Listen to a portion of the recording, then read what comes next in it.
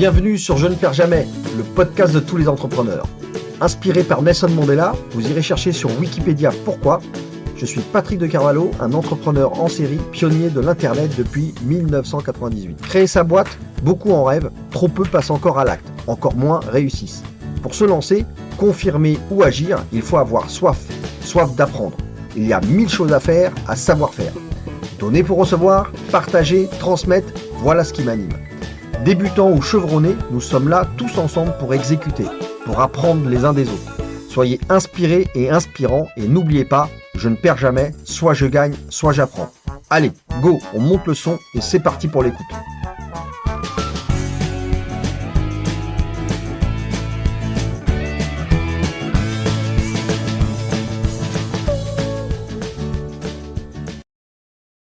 Et bonjour à tous, c'est Patrick de Carvalho à nouveau. On se retrouve sur le podcast Je ne perds jamais. Et une fois n'est pas coutume, j'avais reçu et j'ai reçu beaucoup de femmes entrepreneurs sur ce podcast. Depuis quelque temps, j'étais un petit peu en retard sur l'équilibre et je reprends le flambeau avec cette fois-ci Marie-Lou Girard, une jeune entrepreneur qui a un parcours assez stratosphérique. On va le voir tout de suite avec elle. C'est une personne qui a démarré et a fait des études scientifiques techniques au départ. On va le voir, c'est d'ailleurs un parcours que j'appellerais d'excellence, hein, puisque les amis, on parle de Miage, on parle de Supaéro, on parle de HEC. Donc vous voyez que Marie-Lou, elle rigole pas avec ça. Et puis elle va ensuite enchaîner avec un petit parcours en CDI pendant quelques années, des belles boîtes d'ailleurs, hein, du Canal+, du Miro, la fameuse start-up dans l'univers de l'image, hein. Marie-Lou, tu nous diras si c'est ça. C'était dans le côté photographe, je crois, tout ce qui touche à la photo, Miro. Et puis derrière, eh bien, elle a enchaîné avec pas mal de choses en growth. Et puis, elle a fini par tout simplement s'associer avec deux autres personnes et créer une boîte qui s'appelle Growth Hiring et qui apporte le growth dans l'univers du recrutement. Marie-Lou, est-ce que on est à peu près bon avec ce parcours? C'est parfait, merci pour cette Bon, présentation. maintenant ce qui est intéressant, c'est de savoir toi comment tu te présentes si jamais tu dois te présenter, si tu devais pitcher. Alors d'ailleurs, la présentation, ça peut être pro perso, hein, on n'est pas toujours obligé de se représenter à travers son parcours professionnel. Super, bah écoute, moi je suis Marie-Lou, j'ai 32 ans, je viens de Toulouse. Maintenant je suis plutôt basée à Paris, mais même je dirais que je suis plutôt nomade depuis D'accord. 4 ans. Je bouge à peu près un mois sur deux, 2 mois sur deux. Et du coup, je suis tombée vraiment dans l'entrepreneuriat, finalement, Eh, depuis assez longtemps, mais là, lancée à fond et assez convaincue que j'ai trouvé ma place dans ce monde-là. Je d'accord. m'éclate à lancer des projets. Et puis, pour le côté plus perso, je suis une grande passionnée de sport. Voilà, beaucoup de sports outdoor, également des sports Que collectifs. tu pratiques, ouais, d'accord. Mais Ouais. des sports de type quoi? Tu randonnes, tu fais de la course à pied? C'est quel genre de pratique sportive tu fais? Alors moi, j'ai vraiment grandi dans le monde du handball. Donc Handball, waouh! depuis OK, petite, bah là, la France, on est pas mal on est pas là-dessus. mal. Yes, d'accord. Complètement. Donc tu vois, le monde du handball, depuis petite, j'ai commencé vraiment à 12 ans et puis j'ai fait tout le parcours sport-études, beaucoup de D'accord, waouh! compétitions, voilà. Et puis là, j'ai raccroché un peu il y a 1 an et demi le handball, donc j'ai arrêté. Et puis maintenant, c'est plus des D'accord. sports comme le surf, le Ouais, ski, voilà, tous les sports outdoor. d'accord, waouh! Le handball, c'est une belle, très belle école du sport d'équipe, avec, en plus, voilà, un niveau de résultat qui est intéressant. C'était dans tes proches, dans ta famille qui avait, comme ça un rattachement au handball ou c'est comment? Alors j'avais un oncle, oui, qui faisait du handball, mais au final, c'est un petit peu ça qui m'a fait découvrir le sport. Mais après, c'est vrai que c'est à l'école, je suis tombée dedans, et puis après, je me suis vraiment sentie. Avant, je faisais du tennis, et finalement, quand j'ai essayé le handball, que je me suis rendu compte qu'on pouvait en plus jouer avec les copines, les copains, et avoir cette fibre un peu collective Ouais. associée au sport. En fait, je me suis complètement reconnue là-dedans. Et je pense que toute ma personnalité même s'est construite, tu vois, de mes 12 ans à mes 25 ans, Yes. par ce sport d'équipe et ce côté un peu collectif, quoi. D'accord. Ce qu'on voit là, c'est que tout de suite tu nous dis: «OK, je fais beaucoup de sport», mais tout tu nous as dit, c'est en sport-études quoi, sport-études, club, compétition.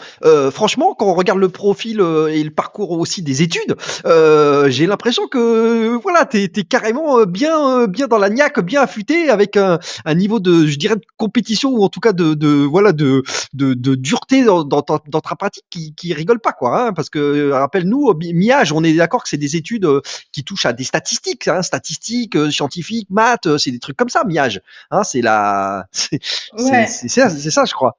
Ouais, c'est ça. En fait, Miage, c'est une formation qui est destinée un peu à des profils qui veulent pouvoir à la fois développer de façon assez pointue des techniques de développeur, aller D'accord. voir de l'algorithme, aller voir même, on voyait déjà de l'IA, tu vois, il y a 10 ans dans mes études, voilà, et à la fois des personnes qui sont vouées au management. Donc, on va aller voir, tu vois, de la gestion de projet de façon très avancée aussi, tout ce qui est un petit peu finance, comptabilité, mais surtout ouais, il y avait un gros bloc en fait scientifique quand même avec du gros travail de base de données. On développait aussi, tu vois, sur plusieurs langages, en Java, en C++.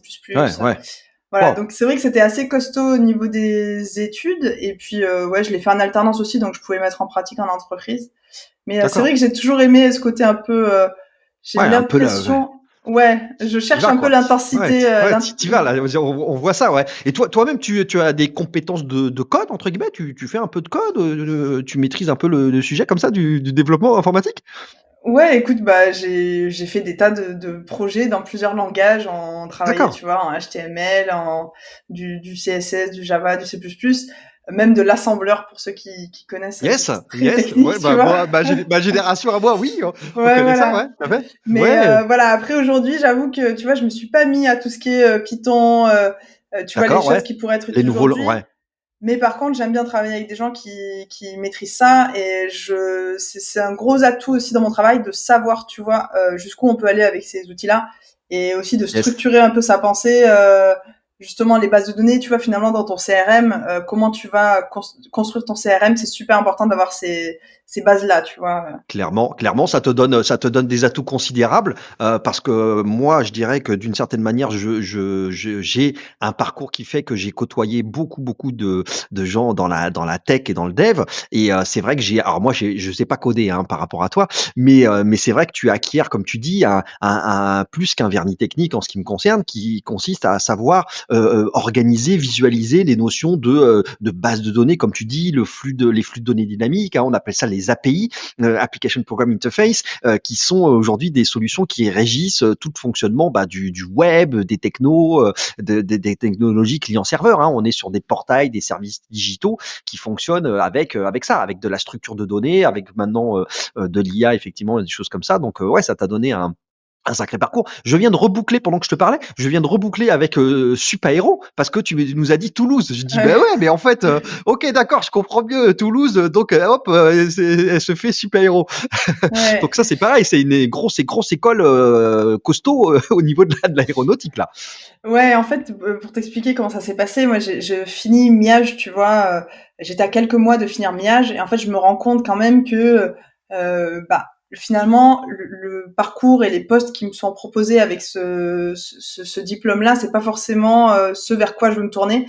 Du coup, je D'accord, postule dans des écoles de commerce et je tombe sur un double diplôme, HEC d'accord, Supaéro, ok, où je me dis, bah en fait, enfin, et sur le coup, je t'assure que moi, tu vois, venant de Toulouse, personne dans ma famille qui a fait de grande école, j'ai pas fait de prépa, je parle pas ouais, anglais. Je me dis, mais comment je vais, ouais.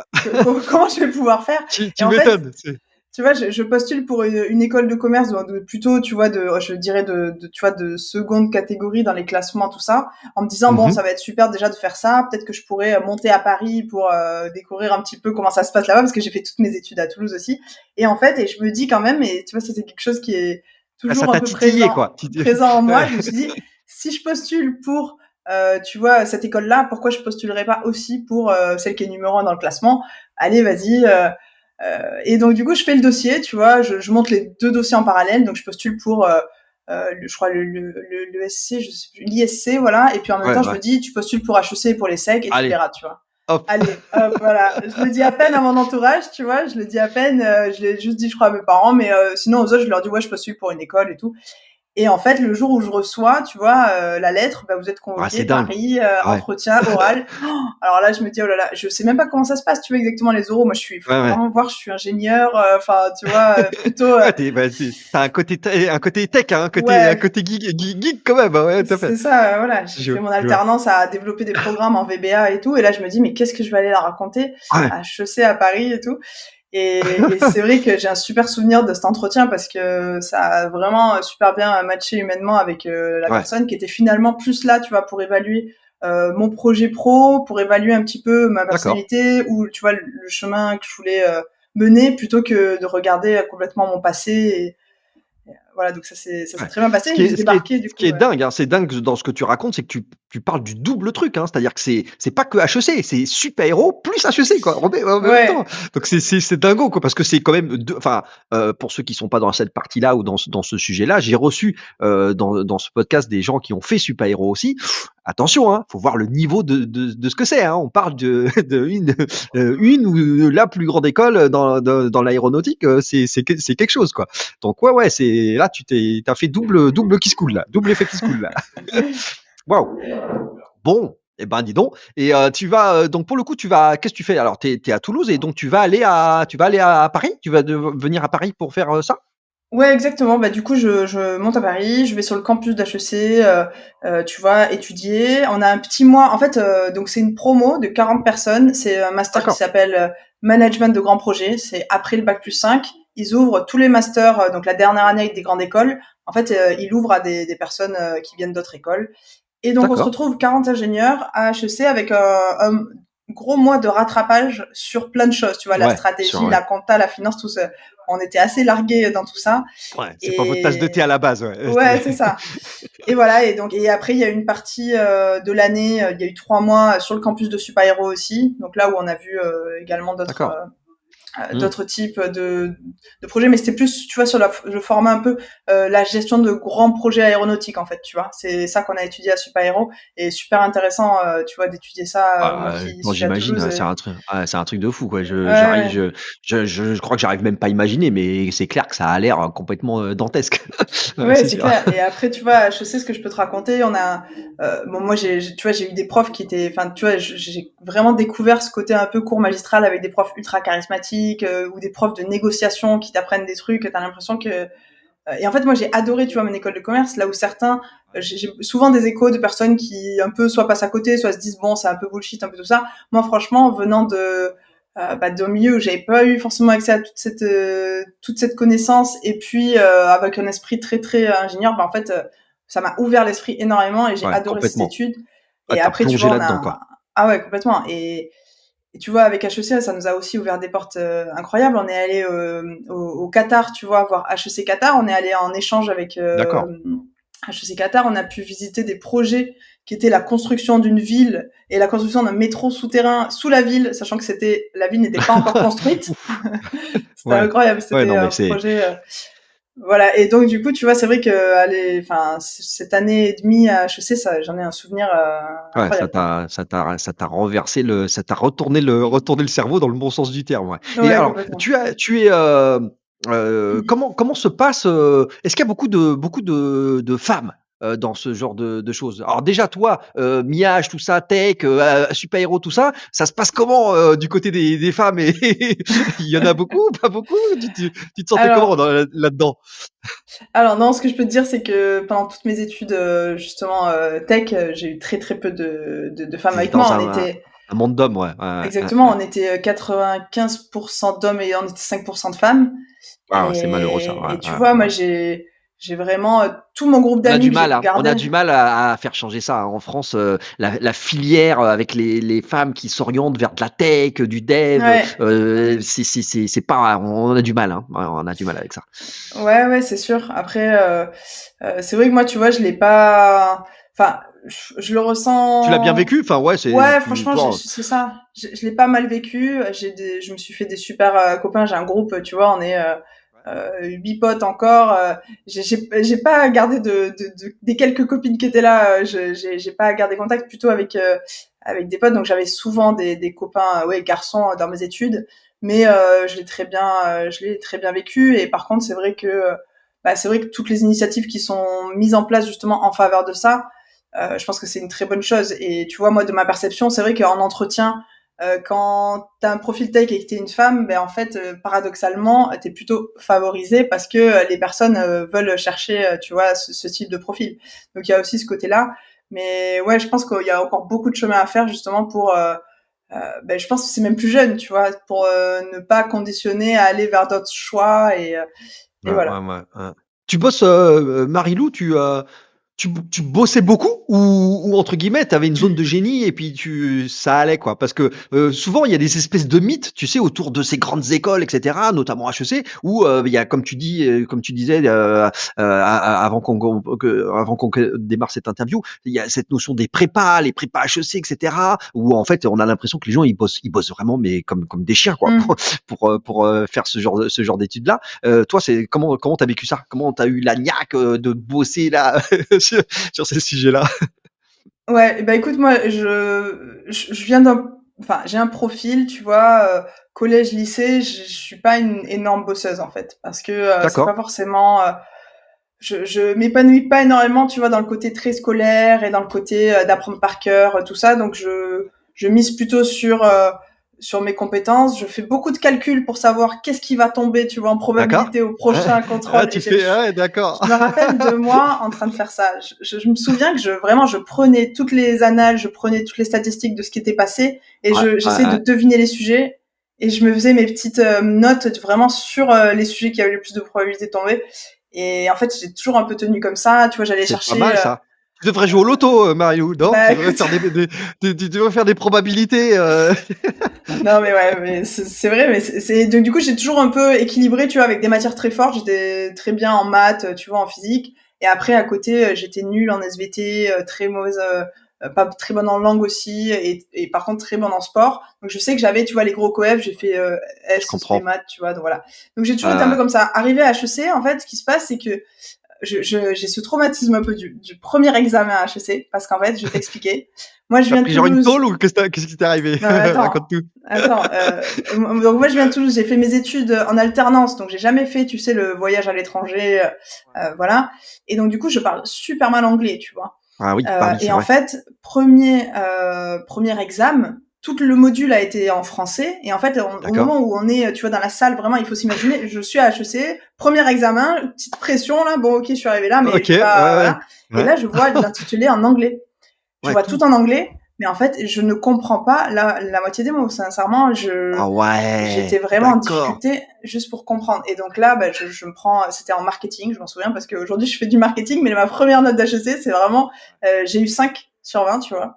Sachant que toute D'accord. la promo a eu plus de la moyenne, tu vois. Et on n'était que deux à venir, à ne pas avoir fait de prépa. Et du coup, à également pas trop parler anglais. Et en fait, En plus, tu pas je me préparé, dis, hein, c'est-à-dire que la prépa, on ouais, pourra en parler, on pourra en faire un truc, mais la prépa, ça s'appelle pas prépa pour rien. C'est-à-dire que ils ont fait, du formatage, ils ont appris des frameworks, une manière de préparer, de répondre et cetera. Donc, oui, ça sert à ça aussi, hein.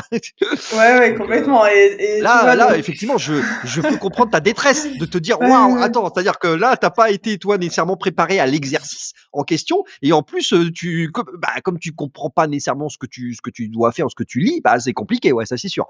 Là, ouais, ça a dû te faire drôle ça. Oh là là. Là, je me dis, l'année, elle va être longue, en fait. Elle va être très, très Ouais, longue. Parce que tu vois, t'as toute ta famille qui est là, ouais, c'est super, elle est prise à HEC et tout. Tu peux pas revenir et leur dire, écoute, premier examen, j'ai eu 5 sur ouais, 20, je suis même pas j'ai sûre pris d'avoir l'année. ouais, Donc là, je me suis dit, oh là là, bon, là, il va ouais, falloir se remonter les manches. tu pris une grosse cacahuète là. J'ai pris une petite Waouh. claque au démarrage et du coup ça a fait que j'ai bossé sérieusement du coup toute l'année plus que ce que je faisais d'habitude et je voyais aussi qu'il y avait un petit décalage avec les autres du coup qui avaient plus tu vois de bagages pour vraiment être à l'aise sur ces Ouais, mécaniques ouais. là tu vois d'examen ou de cours en anglais et tout et du coup ça va ça s'est bien passé mais j'ai un peu Ouais, redoublé ouais. d'efforts par rapport à d'habitude. Ouais. Passer la stupeur d'ailleurs, c'est intéressant ça que tu nous racontes, passer cette stupeur de dire: «Oh là, il va falloir que sérieusement que je ponce, l'anglais». Tu vas faire comment justement? Tu vas te mettre à comment tout à coup tu te mets à l'anglais, plus que qu'avant? Parce que, bah, tu vois, voilà, tu pas nécessairement appris ou été assidu plus que ça, pendant, l'école. seul. Et donc, à un moment donné, tu te dis: «Waouh, OK, maintenant comment je vais faire, quoi?» C'est Ouais, c'est clair. Bah, tu vois, j'ai toujours le souvenir vraiment d'un moment, je sais, on habitait tous dans le même, immeuble avec toute ma promo ouais, et je me souviens d'un moment où j'étais à mon bureau en train de bosser et en fait, j'étais en train de faire des fiches de mots d'anglais. Mais tu vois, d'accord. j'étais pas en train de bosser le contenu du cours et en fait, j'ai Ouais, bah, un ouais. copain qui arrive et qui voit ce sur quoi je bosse et qui me dit: «Ouh là, mais attends, tu pars de là et tout?» et il me dit ça en rigolant. Je lui dis: «Mais oui, oui, moi je pars de là, de Waouh! d'écrire tous les, tu vois, tous les mots techniques dans un domaine, Ouais, tu vois, bien sur sûr, cette matière-là, je vais apprendre le vocabulaire technique. Et voilà, je me suis bien fait sûr. des fiches de vocabulaire technique. J'ai aussi pas mal, du coup, consommé de contenu en anglais.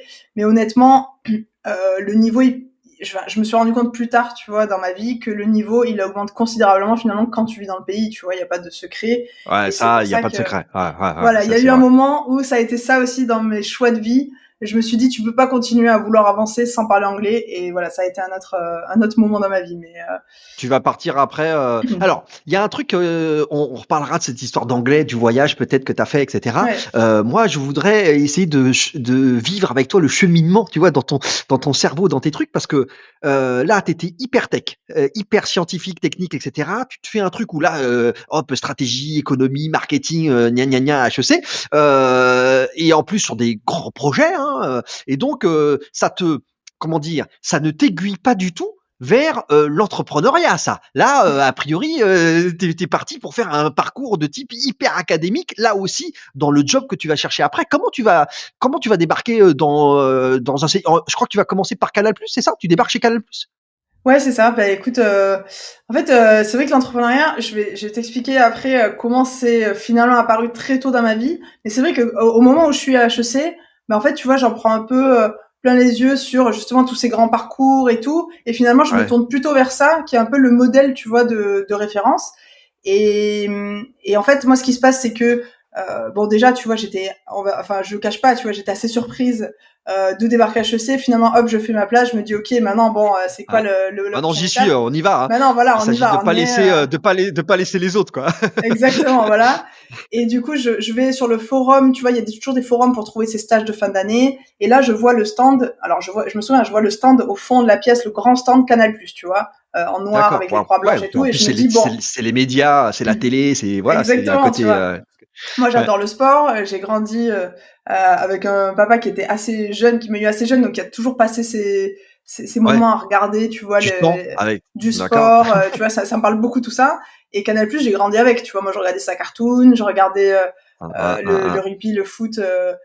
Et voilà. Et donc, je vois ça, je vois ce stand et je me dis bon, allez, on va aller voir. On va aller voir ce qui se passe. Et du coup, bah, voilà, de fil en aiguille, je discute avec les recruteurs sur place. Je suis pris à un job dating, tu vois, sur une session. Et D'accord. finalement, j'ai mon stage de fin d'année chez Canal+. Et en fait, j'arrive à allier un petit peu cet aspect, tu vois, marketing avec la fibre un peu tech parce que je vais sur le marketing digital, en fait. Je me dis, bah là, c'est D'accord. exactement l'intersection des deux.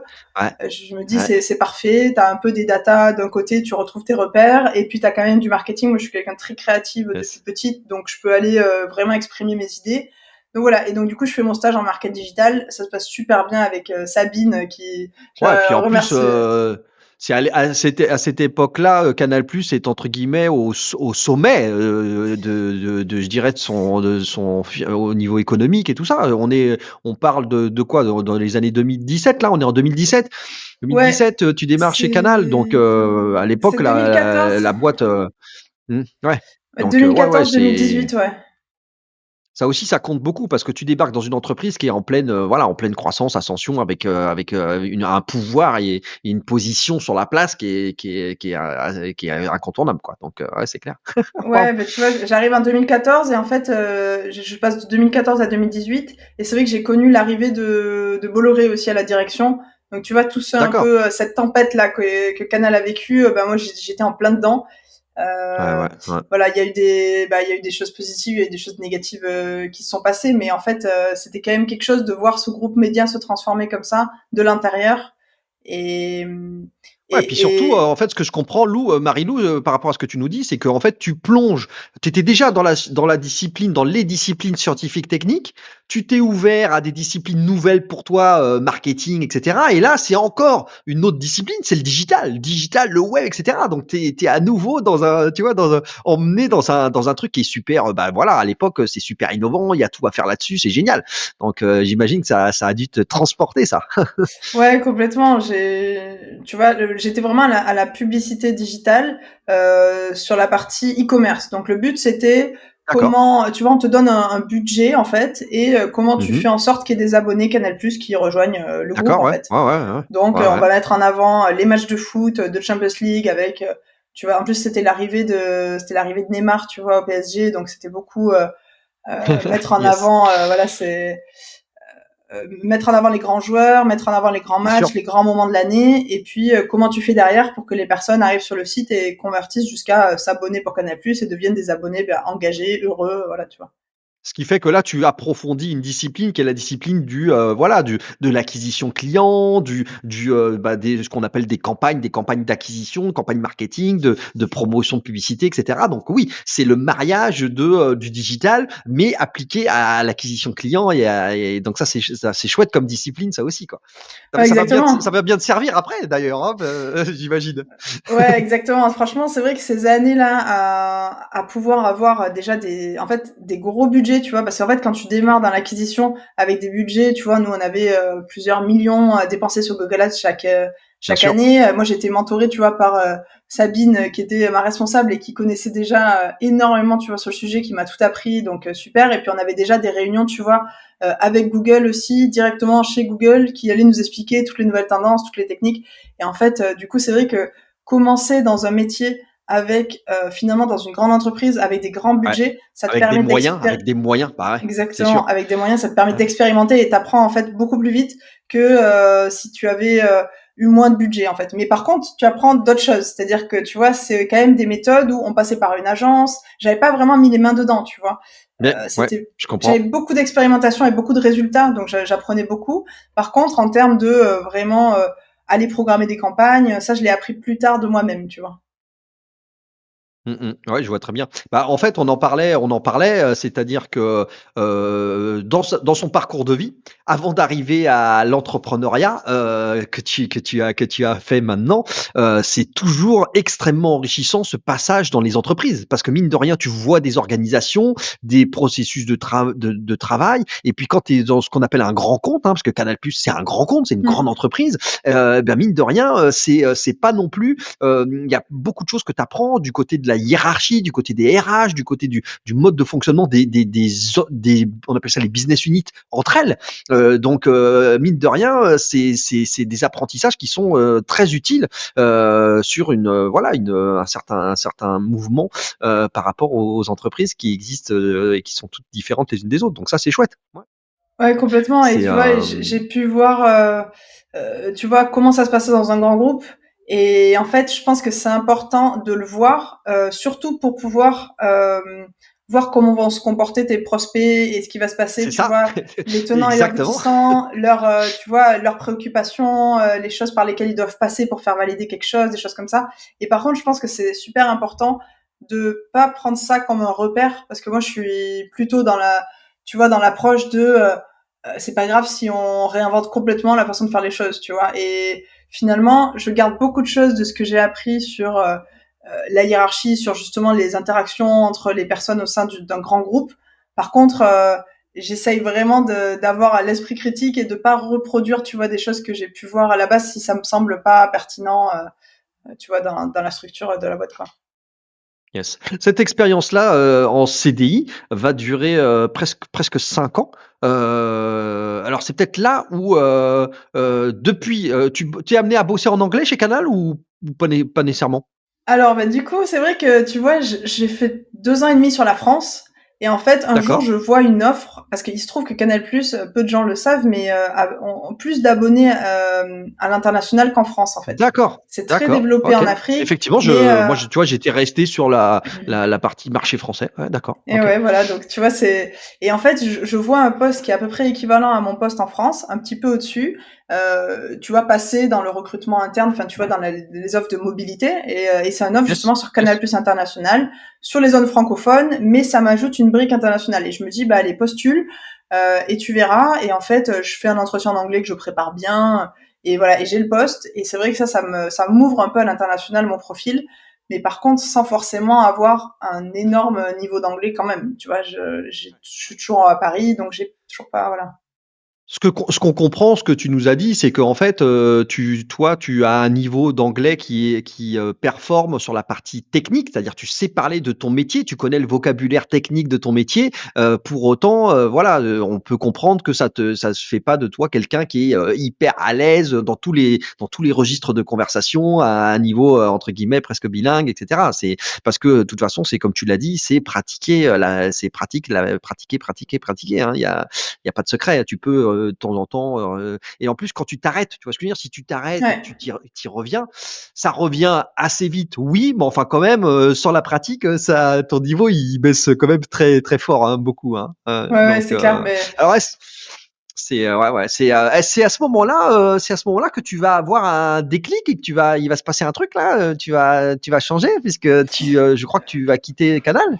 ouais, c'est ça, en fait. Bah, là, tu vois, à ce moment-là, je discute avec, des anciens de mon master, justement, à HEC. Je leur demande un peu des D'accord, conseils de carrière et tout. Ils voient mon parcours. Ils me disent, en fait, enfin, ils confirment un peu le truc de, en fait, si tu vas pas apprendre l'anglais maintenant, c'est en 2018, bah, tu vas être ouais, bloqué ouais, forcément à un ouais. moment. Donc moi, je me dis, OK, là, À un moment donné, je me dis, peu importe le projet d'après, ça doit rentrer dans la brique. Après, le deuxième constat, c'est que moi, tu vois, par rapport à mon parcours, en CDI, je me sens pas ultra épanouie, tu vois. Je sens pas que d'accord. c'est forcément ma place. Moi, il faut, tu vois, je t'ai pas raconté un petit peu tout ce qui se passait à côté de ces parcours un peu scolaires, mais j'ai un papa entrepreneur. J'ai toujours vu monter ses D'accord, projets. OK. Et en fait, moi, par ailleurs, tu vois, pendant ses études, j'ai Dans quel lancé plein secteur? de, Il est dans quel secteur il fait eh ben, ton père? Il figure-toi évolue dans qu'il quoi? est dans l'IT, donc Ah ouais! dans, OK, dans les donc réseaux, ouais, dans l'IT, ouais. d'accord, ouais, donc en plus, voilà, c'est le digital, le truc, la tech et gna gna gna, ouais, d'accord, donc Exactement, ouais. tu vois. Mais OK, en chouette. fait, quelque part, moi, j'ai toujours voulu un petit peu explorer des projets justement comme ça. Je me retrouve à, tu vois, je pense, quand j'ai quoi, 19 ans, je vais faire les marchés, je vais vendre la vanille avec mon cousin qui avait trouvé de la vanille par des producteurs locaux à Madagascar, qu'il avait ramené en France. Donc on va faire tous les marchés de la région, tu vois, en vendant la Waouh! vanille. Là, je me sens super. J'adore ça, tu vois, ce petit projet à côté. Après, deuxième projet, c'est avec mon frère et mon père justement, on achète un stock d'espadrilles en Espagne et on se dit qu'on va aller le vendre sur les marchés également. Donc tu vois, c'est ce Yes. genre de truc que je fais en fait à côté et qui m'amuse beaucoup et qui me fait aussi sortir un peu, tu vois, du quotidien tout tracé. Et en fait, je me rends compte au fur et à mesure, je peux t'en raconter deux, trois autres, mais Ouais, mine de rien, il y a la graine, elle est déjà là, quoi, la petite graine, de faire des trucs, entreprendre des choses et tout, ça y est, c'est tu ça, piqué au voilà. virus, là. C'est ça, et tu vois, après, j'ai un autre moment où je lance un blog de voyage. Donc là, tous les voyages que je fais, c'était toujours documenté avec des OK, parcours pour les personnes qui voulaient refaire ces voyages. Je l'avais lancé ça avec ma meilleure amie. Et puis, quand j'étais chez Canal+, au final, le projet que je menais en parallèle, c'est que, donc ça, c'est un projet, c'est un peu drôle, mais en fait, moi, j'ai toujours dormi avec un masque de nuit, vu que j'étais, d'accord. tu sais, en sport-études, j'étais en internat. Ouais, Pour voilà, pour le exactement. visage ou pour les yeux? C'est pour les yeux Pour principalement? les yeux, ouais. D'accord, OK, En fait, OK. l'histoire, c'est que, tu vois, moi, en sport-études, j'étais en internat, donc c'était un petit peu des chambres, tu vois, collectives, donc il y avait la lumière des uns des autres. Donc en fait, pour bien dormir, c'était Ouais. essentiel dans le sport, j'avais mon masque de nuit.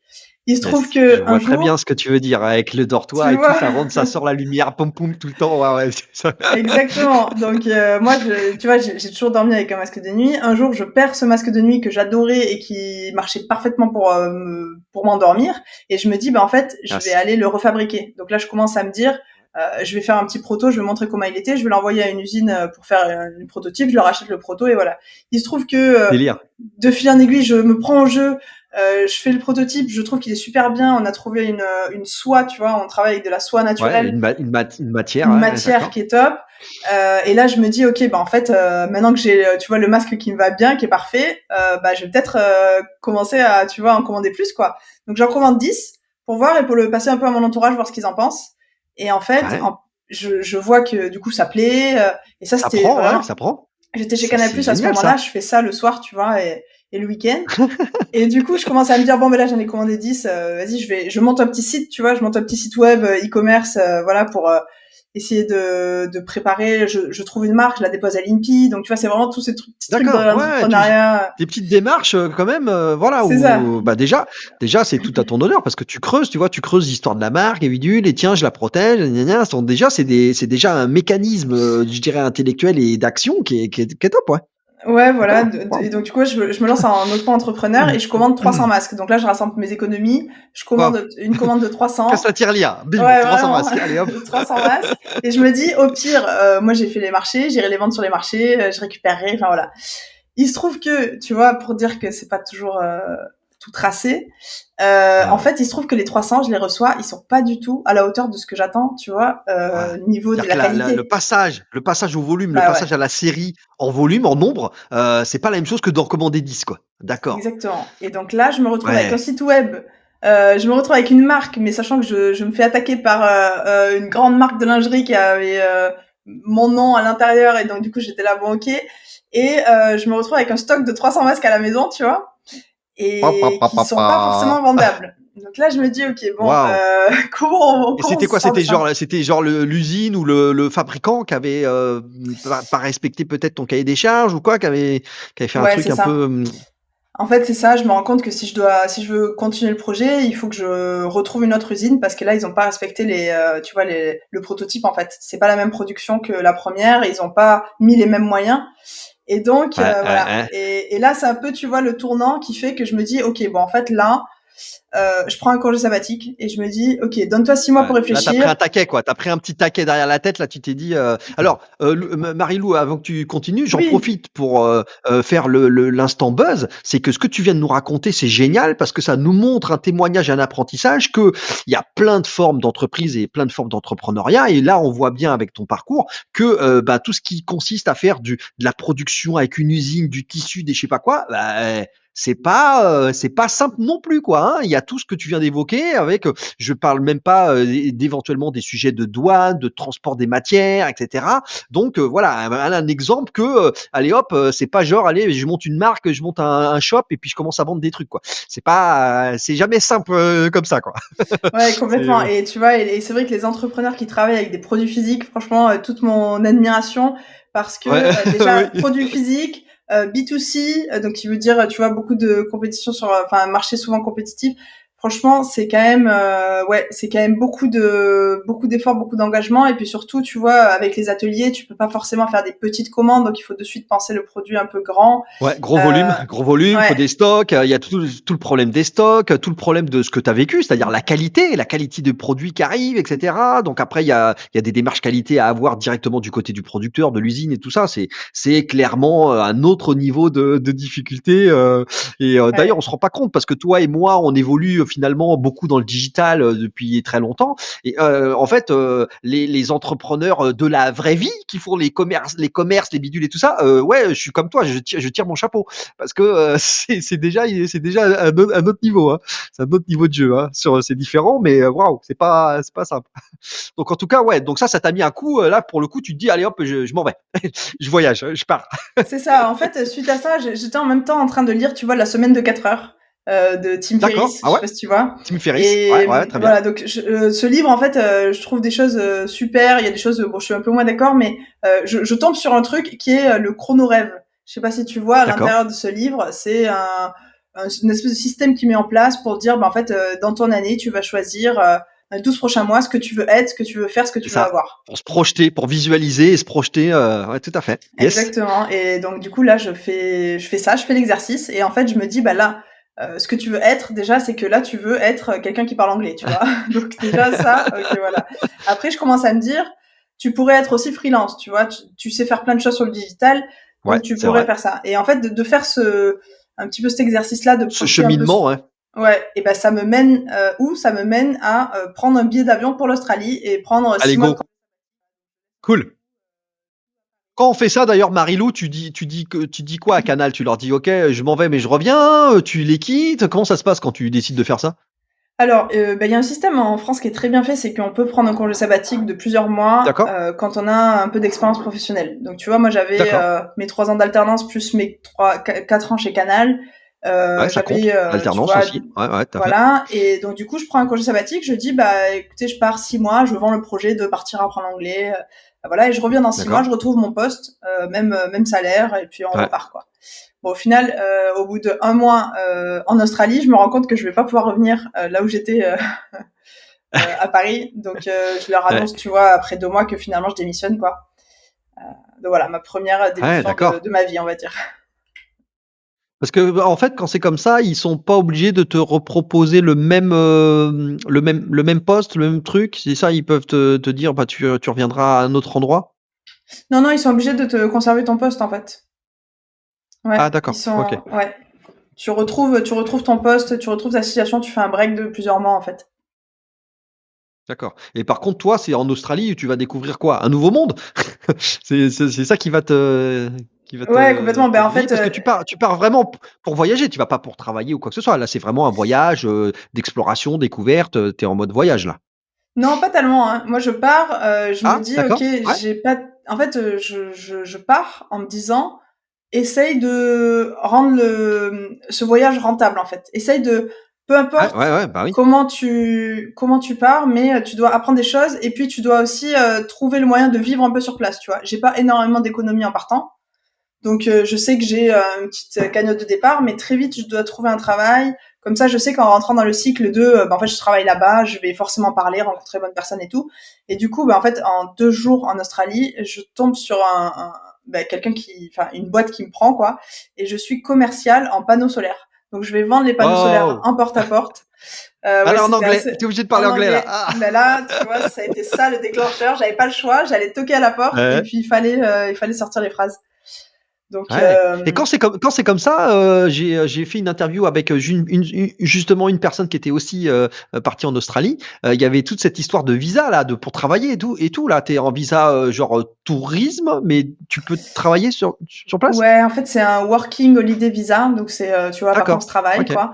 Mais c'est vrai que OK. ça t'ouvre pas forcément des postes. Moi, au début, tu vois, je me suis dit, en fait, tu trouves l'équivalent de ton poste chez Canal, tu vois, Ouais. digital manager là-bas. Sauf qu'en fait, en Mmh. parlant pas bien la langue, et puis avec ce visa-là, tu te retrouves un peu bloqué, Ouais. en fait. Donc, D'accord. finalement, Hein, j'ai un hein. peu, utilisé, d'autres routes, tu vois, et j'ai même travaillé un peu en cuisine. Ouais, J'ai ouais, travaillé sur des événements, ouais. ouais. Tu vas y rester quoi, un petit peu moins d'un an là-bas? Non, je reste 6 mois au final. Je reste 6 D'accord. mois, et au bout de 3 mois, je me lance en freelance. Tu vois, je me dis, là, c'est le moment de tester. Comme j'ai déjà mon auto-entreprise, tu vois, j'avais créé mon auto-entreprise pour les masques. Je me dis: «Allez, je me sers de ça pour, faire un profil sur les Yes. plateformes», et puis du coup, je Mmh, trouve mes mmh, mmh, premières mmh. missions comme ça, et après ça démarre, tu vois? Mais je me priçais très, très mal. Tu vois, j'étais Ouais. pas très bien payée, c'est le Bah, démarrage, ouais. quoi. Tu connais, bah, de toute façon, on en parle, on peut en parler, de vu qu'on est là pour, apprendre, et transmettre des choses. C'est vrai que quand tu, te mets à, ce qu'on appelle à son compte en tant que freelance, et ben, en fait, la première chose que tu vends, c'est quoi? Bah, c'est ton temps, en fait, c'est ton temps de travail. Donc on est souvent on arrive souvent à ce qu'on appelle à un tarif jour homme, c'est un peu le limité de valeur, et en gros, tu as un tarif horaire ou un tarif temps passé et puis tu vends ton temps passé.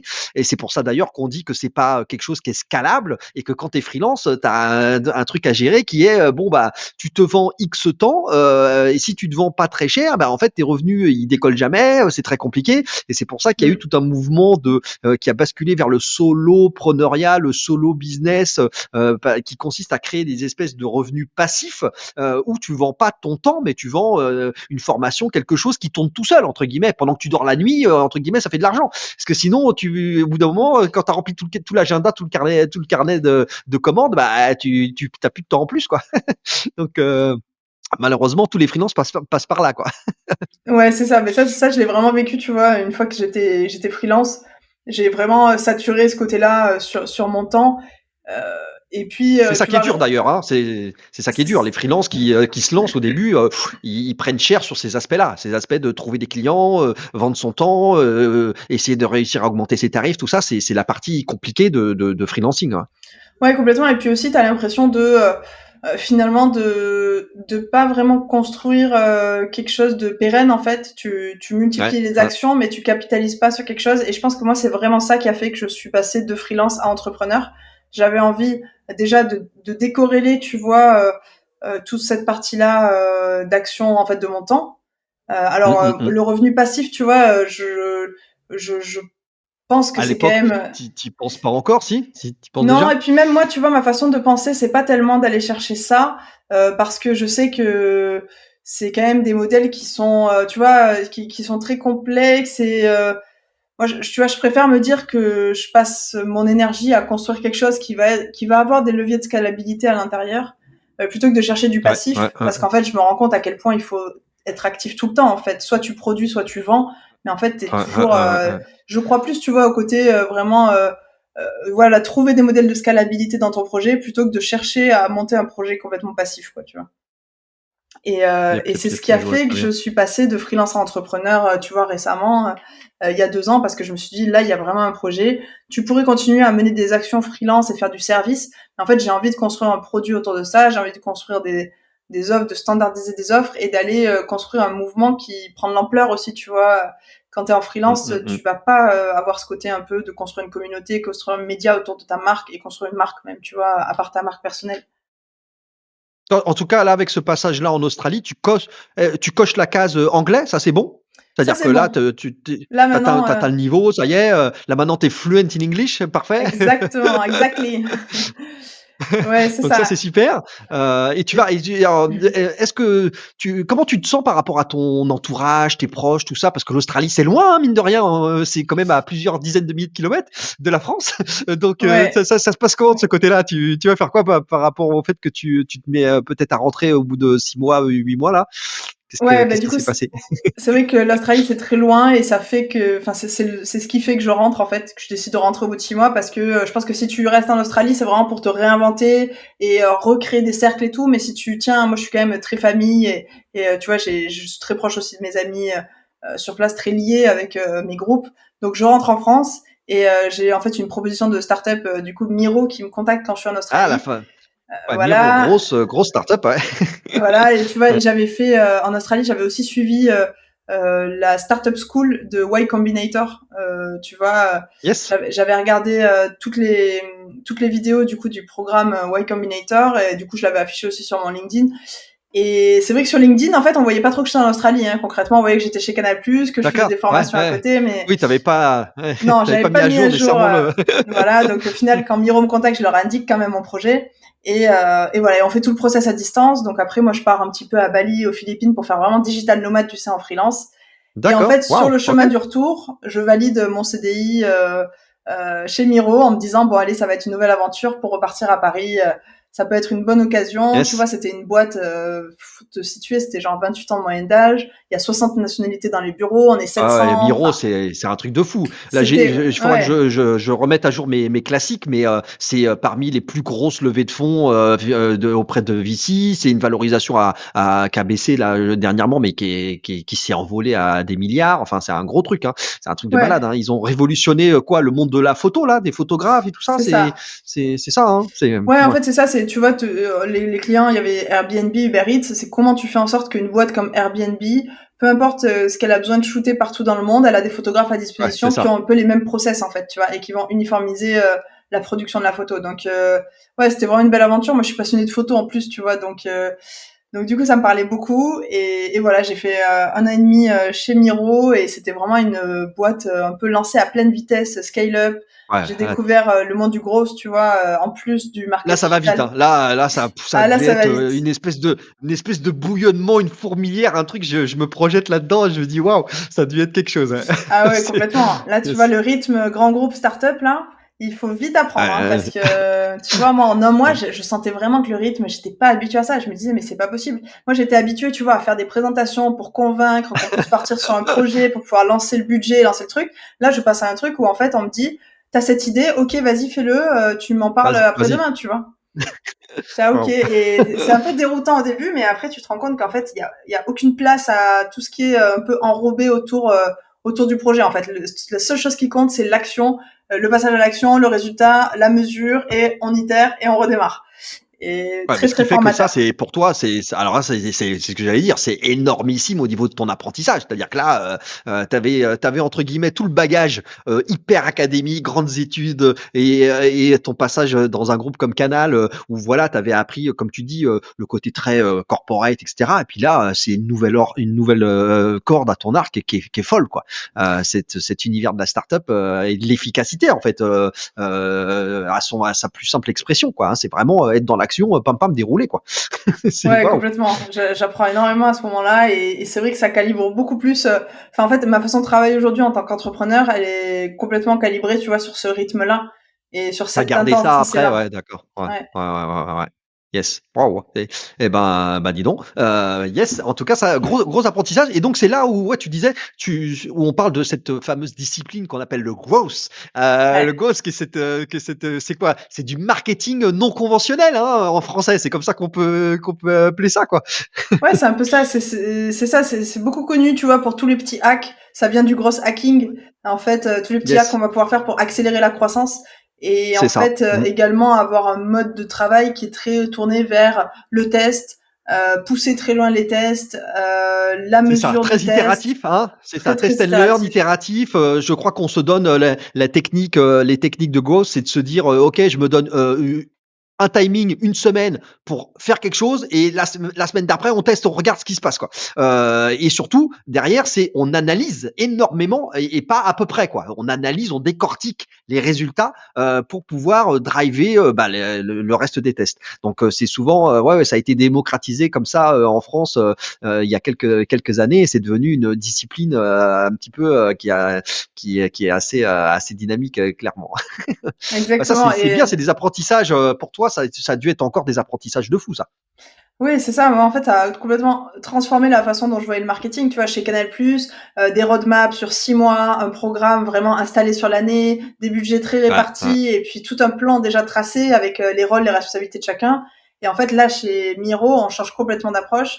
On se dit, voilà, tous les tests qu'on veut faire, voilà, toutes les intuitions un peu qu'on Ouais, a et les choses qu'on voit qui fonctionnent, soit chez le concurrent, soit dans d'autres secteurs, tu vois, on rapplique un peu tous les modèles et puis on se dit, bah voilà, on priorise. Qu'est-ce qu'on va tester en premier? Qu'est-ce qui aura le plus d'impact par rapport à l'effort, et on lance yes. les tests et c'est très très rapide, tu vois, dans la façon de passer en fait de l'idée à D'agir, l'action. quoi. Ouais. Ouais. Ouais, ouais, ouais. Et là, pour le coup, tu apprends, toi, tu es, avec des collègues qui eux-mêmes, sont, partout dans le monde, parce que, ce qui fait que tu as quand même Miro, je crois ils se sont internationalisés beaucoup, Mm. non? Donc, à un moment donné, j'imagine, tu dois apprendre des choses avec les Américains ou je sais pas qui, les gens qui sont dans les autres pays et tout, quoi. Ouais, c'est vrai. Ça doit Bah, être c'est vrai qu'on a bossé avec le bureau des US, le bureau du Japon. En fait, il y avait quand même pas mal de. C'était très international comme boîte. Et tu vois, moi, tous les tests que j'ai fait, heureusement que je parlais anglais d'ailleurs, parce que tous les tests que je faisais à Miro, ouais, c'était d'abord en test aux US et après on reporte un peu, tu vois, ouais. en Europe ou LATAM aussi, Latin America. Voilà, donc je bossais avec vraiment des interlocuteurs dans tous les pays. Ouais, c'est. Yes. Bah, la langue de travail, c'était l'anglais, là, j'imagine? Oui, ouais, Même ouais, si langue toi, quotidienne. même si toi voilà, même si toi t'es stationné en France, et cetera, là, dans ces boîtes-là, en général, pam, langue de travail, documentation, tout c'est l'anglais, quoi. Voilà, hein, Ouais, ouais, donc c'était ceux qui nous écoutent, les plus jeunes et qui nous regardent, l'anglais, l'anglais, l'anglais, l'anglais, l'anglais, voilà, tout le temps, partout, c'est l'anglais, quoi. C'est indispensable, mine de rien. complètement, ouais. Yes. Bon, et qu'est-ce qui va t'emmener alors là, ton cheminement, il continue à t'amener, finalement à, entreprendre, quelques temps plus tard. Entre-temps, c'est là où tu lances, un média ou une newsletter, je sais pas comment tu caractérises, cette volonté que tu as de lancer un truc qui s'appelle, je crois, Bravo PME, c'est pas ça? Oui, c'est ça. En fait, au bout d'un an et demi chez Miro, je sens que justement ce côté freelance et liberté vraiment me manque. Donc Ouais, du coup, je d'accord. décide de démissionner à nouveau, comme j'ai fait, tu vois, chez Canal+. Donc je démissionne de chez Miro. C'est début Toi, en tu plus rigoles pas, de. toi, hein? C'est-à-dire que toi, tu pars pas quand tu as trouvé un autre truc. Non, non, toi, tu démissionnes et après après ou en même temps, tu avances, quoi. Ben ça, c'est un petit enseignement, mais en fait, honnêtement, Tu pas je peur, en m'en. fait? Tu pas peur de Non. démissionner, non? Tu te dis En fait, tu sais, à d'accord. partir du moment où je pense que vraiment, quand t'as, tu vois, moi j'ai fait les marchés pour gagner de l'argent, j'ai bossé, tu vois, dans des restos pour gagner de l'argent. En fait, je sais que je me débrouille débrouillerai toujours, tu vois, quoi qu'il arrive, je trouverai D'accord. des solutions. Et du coup, j'ai un peu cette confiance de me dire, bon, je sais pas où ça va te mener, mais je sais aussi que en fait, j'ai vraiment appris en partant en Australie que si tu te donnes pas un petit peu de roue de secours ou si tu te donnes pas de bouée de sauvetage, ben en fait, c'est là où tu vas mettre l'intensité, l'énergie pour arriver à tes C'est vrai, objectifs, tu c'est vois. vrai. Et Hein, en finalement, c'est anglais, on en... appelle ça skin in the game, Mmh. hein, c'est-à-dire mettre sa Exactement. peau, mettre sa peau en jeu, mettre sa vie en jeu. Bon, c'est tout à fait relatif, mais tu as raison. Mais en tout cas, il faut du courage. Donc bravo, parce que mine de rien, tu vois, toi, tu nous dis ça comme si voilà, mais c'est pas si simple. Hein, c'est pas si simple, se mettre en danger, perdre Mmh. un certain niveau de sécurité, etc. C'est pas donné à tout le monde. Hein, tout le monde ne fait pas ça. Ouais, ouais, ouais, Donc c'est vrai. Mais tu vois, en tout cas, je l'ai fait et je pense que c'est vraiment ça qui a contribué à ce que je perde pas beaucoup de temps et que direct, en fait, pendant ma période de préavis où j'arrêtais Miro, j'avais déjà retrouvé des clients et j'avais déjà, tu vois, le même... Et en fait, finalement, quand j'arrête Miro, j'ai déjà le même niveau de salaire, tu vois, en freelance. Et au fur et à mesure, au bout de quelques mois, justement, en gagnant un petit peu ce côté temps, je me rends compte qu'en fait, en 3 jours par semaine, je gagne le même salaire, tu vois, que chez Miro. Alors, il y a d'autres avantages, tu vois, il y a toute la sécurité du CDI. Je pense que, voilà, les gens doivent vraiment ouais. comparer ce pourquoi ils sont faits. Mais par contre, je me rends compte que on peut avoir, tu vois, le même niveau de vie et plus de liberté en étant à son compte et en acceptant cette part de risque, en fait. Marilou, c'est quelle prestation que tu délivres en tant que freelance? C'est du conseil en marketing, en digital? Qu'est-ce que tu fais comme mission? Alors là, tu vois, généralement, c'est des startups qui veulent savoir un petit peu comment ça se passait chez Miro et qui veulent appliquer des techniques de growth, tu vois, des OK, techniques OK. d'acquisition, donc génération de Yes, leads. super. Voilà, c'est des choses un peu comme ça. Et puis, il y a beaucoup aussi de demandes sur LinkedIn, tu vois, des personnes qui me demandent. Moi, je commence à prendre la parole un peu sur LinkedIn. C'est l'époque, tu sais, D'accord. de Grégoire Gambato, Ouais, ouais. tout ça. Donc, moi, je On est regarde un peu ses c'est vidéos.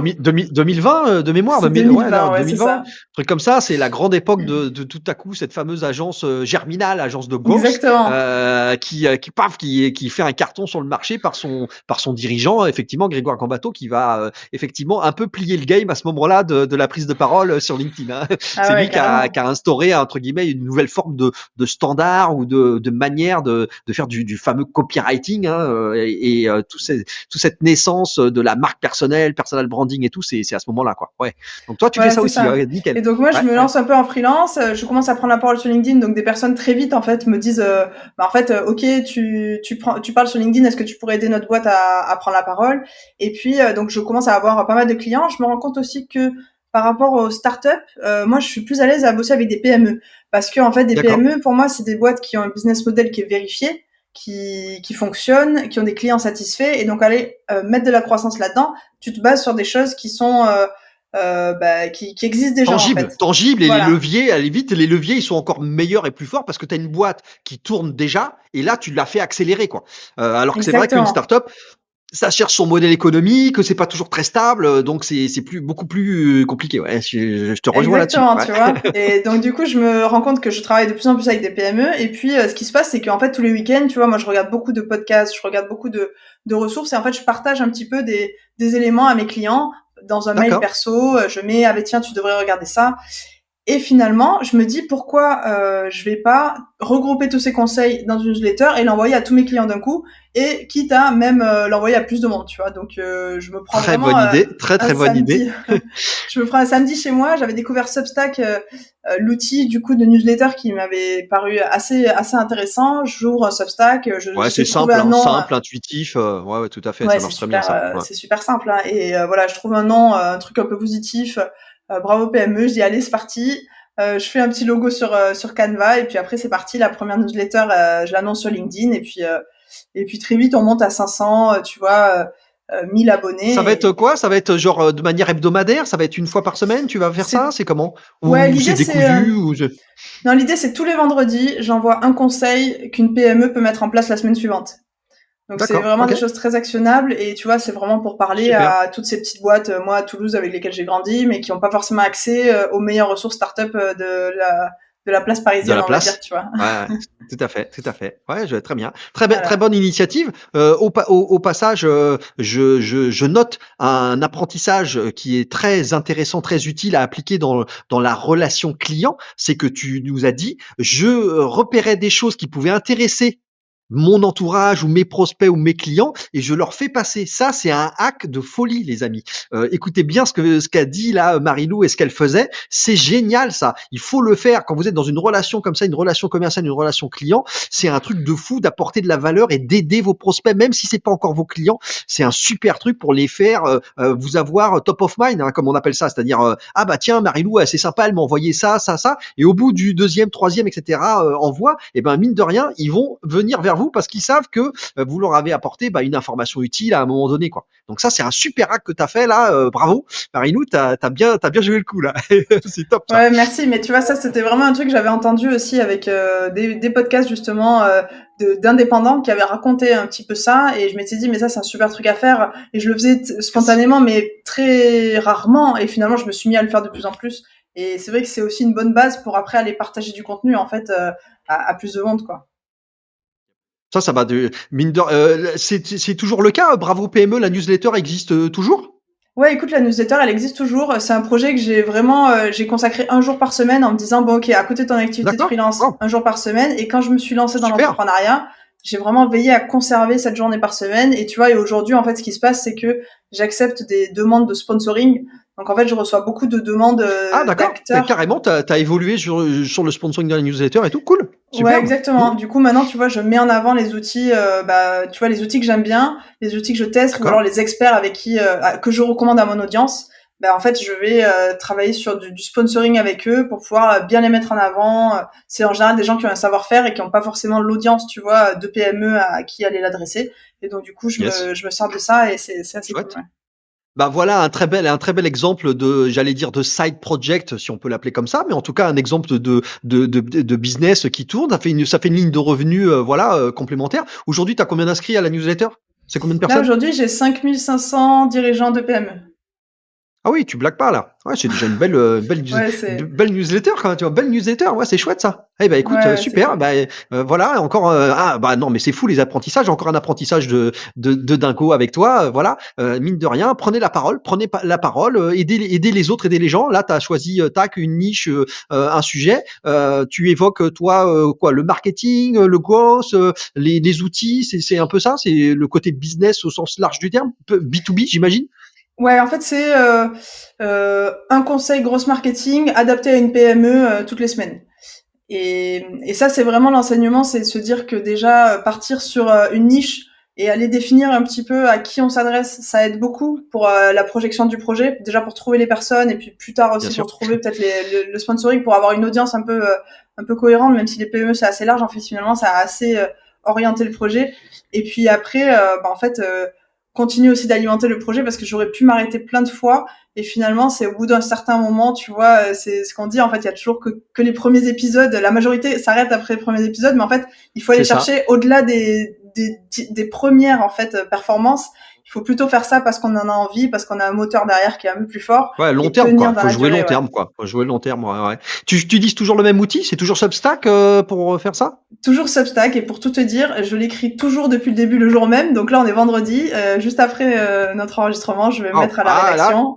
il faut que Ouais, faut pas que je te retarde. Ouais, pas nickel. de Mais souci. ça, c'est chouette. D'accord. Et en tout cas, bah voilà, c'est un très bon exemple d'entrepreneuriat, puisque regarde, là, on va maintenant enchaîner avec le truc croustillant qu'on attend tous. C'est ce que tu fais maintenant. Mais on voit bien que voilà, c'est un business, quoi. Tu as une newsletter Mm. qui tourne, de 5500 inscrits, des gens, des sponsors qui veulent passer dedans. Sous forme de quoi d'ailleurs? Sous forme, tu fais ce qu'on appelle un publi rédactionnel. C'est une petite bannière.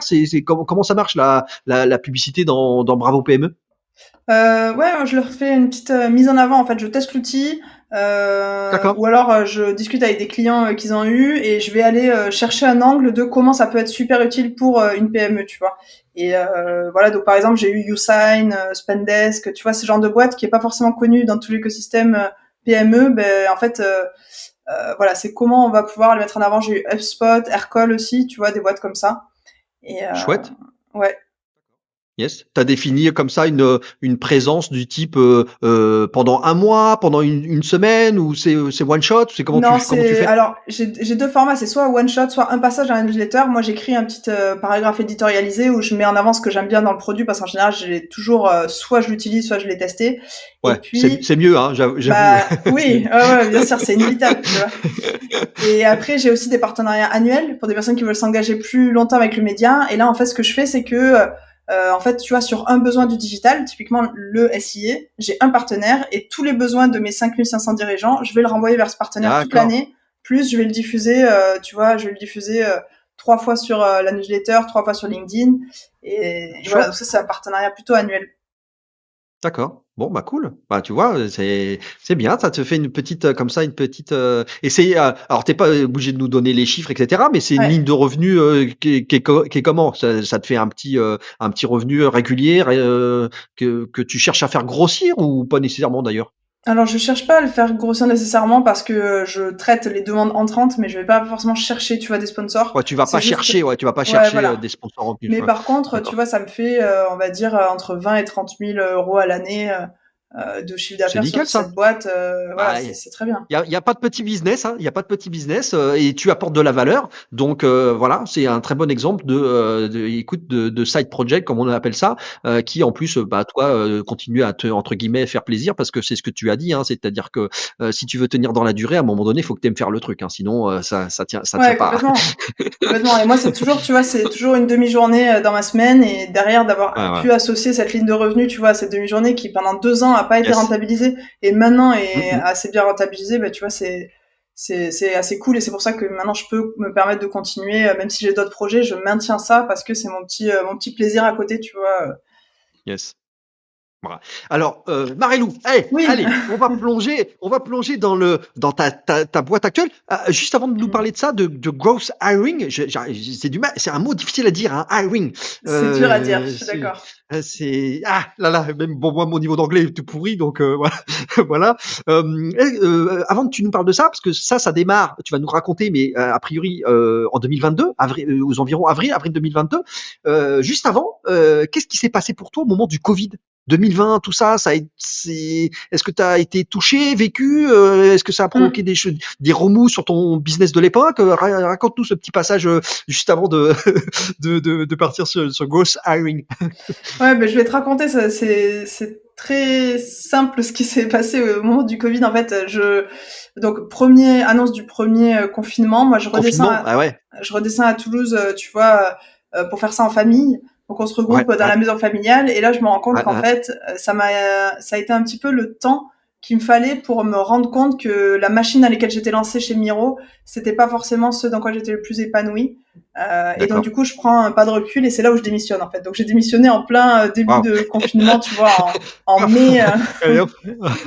voilà. Et en fait que finalement j'avais envie de me relancer en freelance, que j'allais avoir beaucoup de temps, que j'allais avoir beaucoup de temps pour explorer plein de choses et tout, et que je voulais le mettre à profit pour construire mon truc, pour lancer Yes. mon entreprise et voilà. Donc du coup en fait confinement, moi je démissionne et puis je lance mon aventure. Donc en fait tout ce temps je l'ai mis à profit vraiment pour démarrer mon activité de Ouais, freelance et ouais. puis je lance Bravo PME aussi pendant cette période un peu, tu vois, il y a D'accord, ça a deux été ans et là. demi quoi. D'accord. Ouais, Ouais, ouais, ouais. ouais.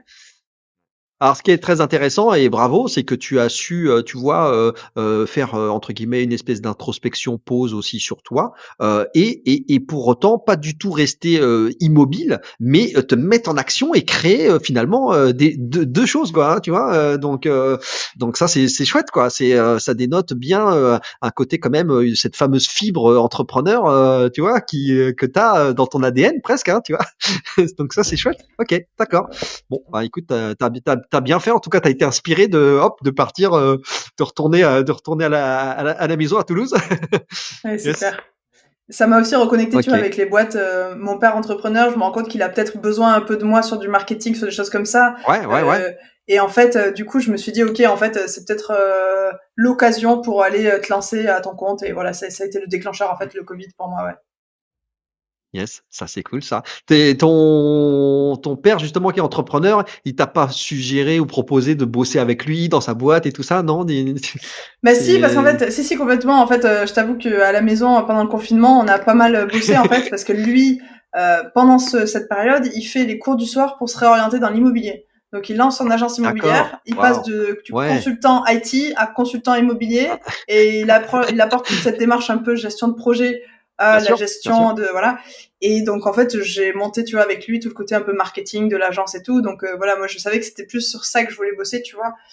Donc, C'est ça aussi chouette. fait partie du choix, tu vois. Et aujourd'hui, je bosse encore avec lui ponctuellement pour l'aider, quoi. Et là, il a changé, comme tu dis, il a changé, il a bifurqué de branche, en fait. Il fait plus d'IT, là. Il est vraiment à fond dans l'immobilier? Ouais, mais en fait, tu sais, c'est quand même la fibre un peu de l'entrepreneur qui garde plusieurs casquettes. Donc, en fait, il a encore un peu D'accord. des projets dans l'IT.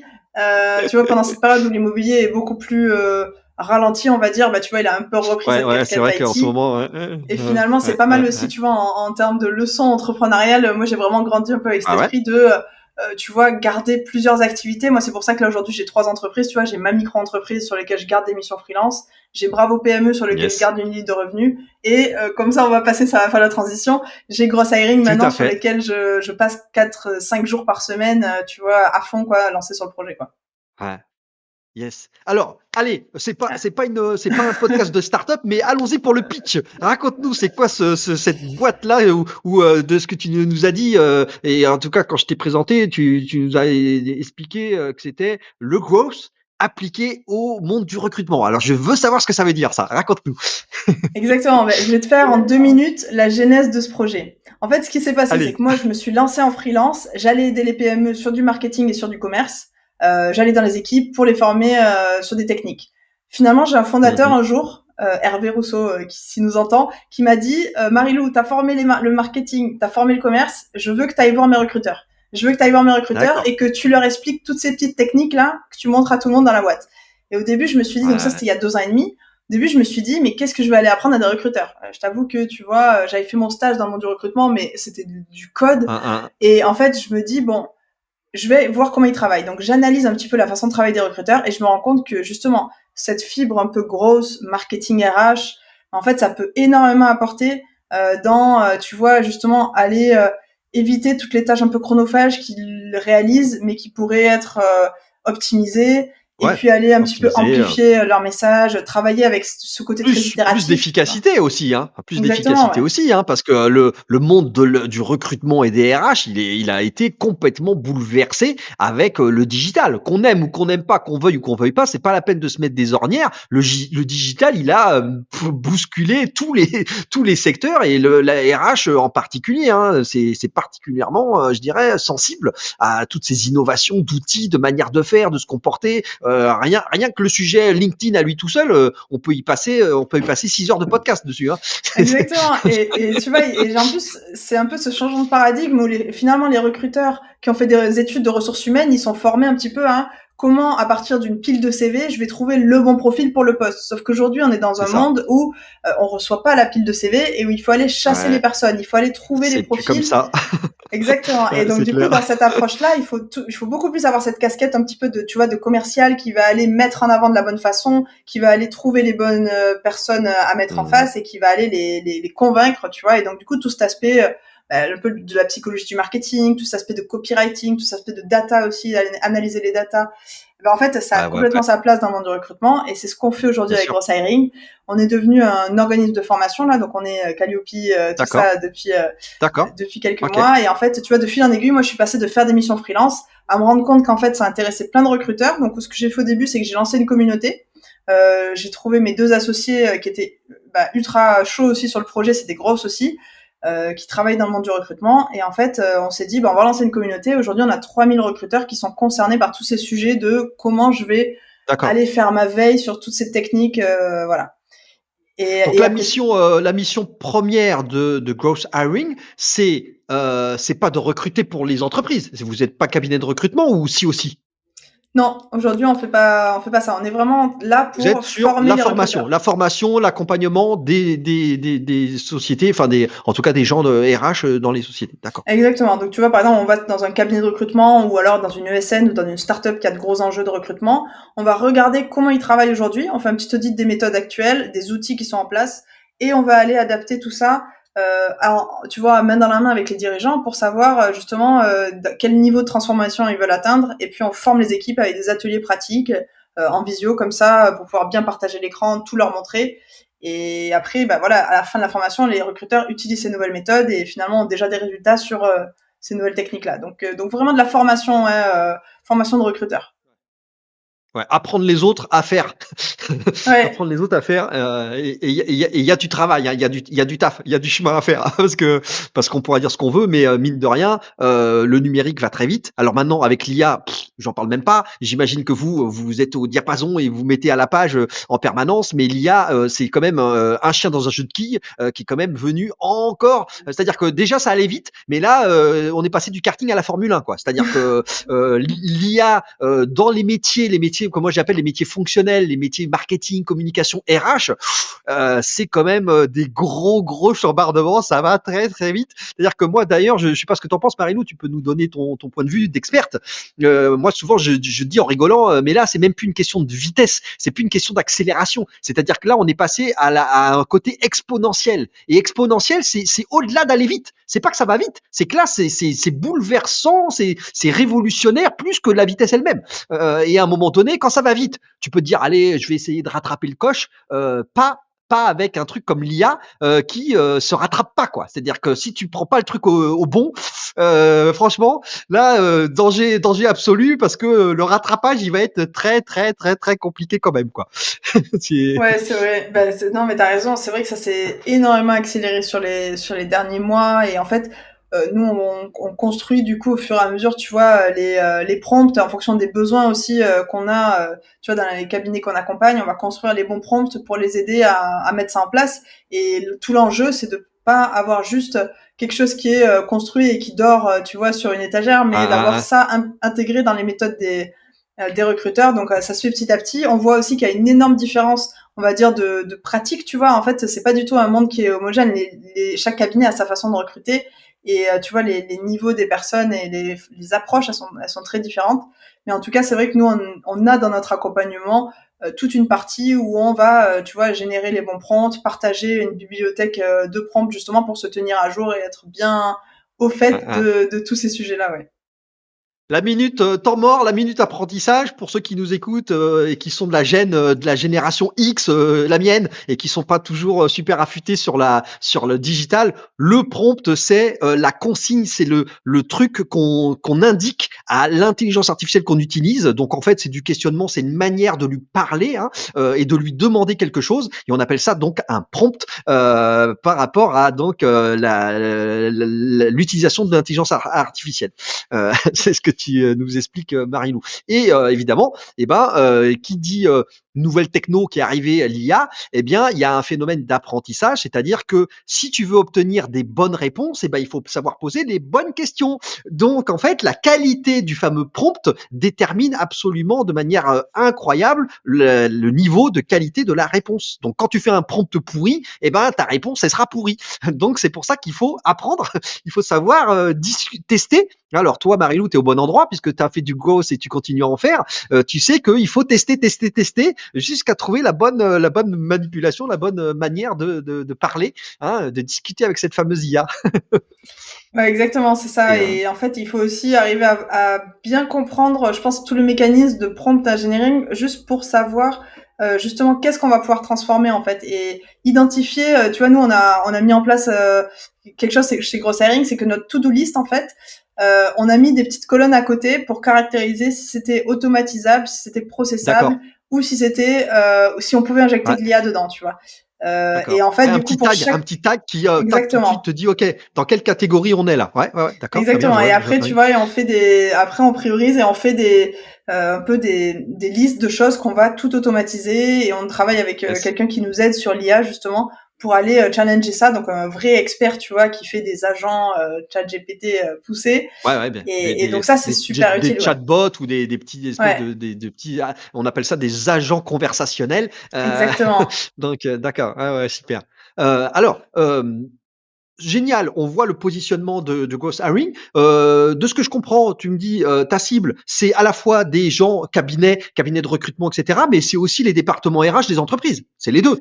Oui, c'est ça. Alors là aussi, petit enseignement, on va dire, entrepreneurial, c'est qu'on s'est rendu compte que, en fait, de commencer par trouver un produit pour une cible définie et avoir une profonde satisfaction à l'intérieur de cette cible avec ce produit, en fait, c'était quand même la meilleure chose à faire. Donc, au début, on s'adressait un petit peu à tout le monde, à tous les recruteurs. Finalement, on Ouais, s'est rendu compte que ceux qu'on aidait le plus, c'était les dirigeants de cabinets de recrutement, parce qu'on arrive à les aider à d'accord, la fois sur la partie recrutement, mais aussi sur la partie prospection, parce que ça fait partie de leur business aussi d'aller chercher des clients. bien Et du coup, sûr. voilà. Donc aujourd'hui, on travaille avec beaucoup de cabinets.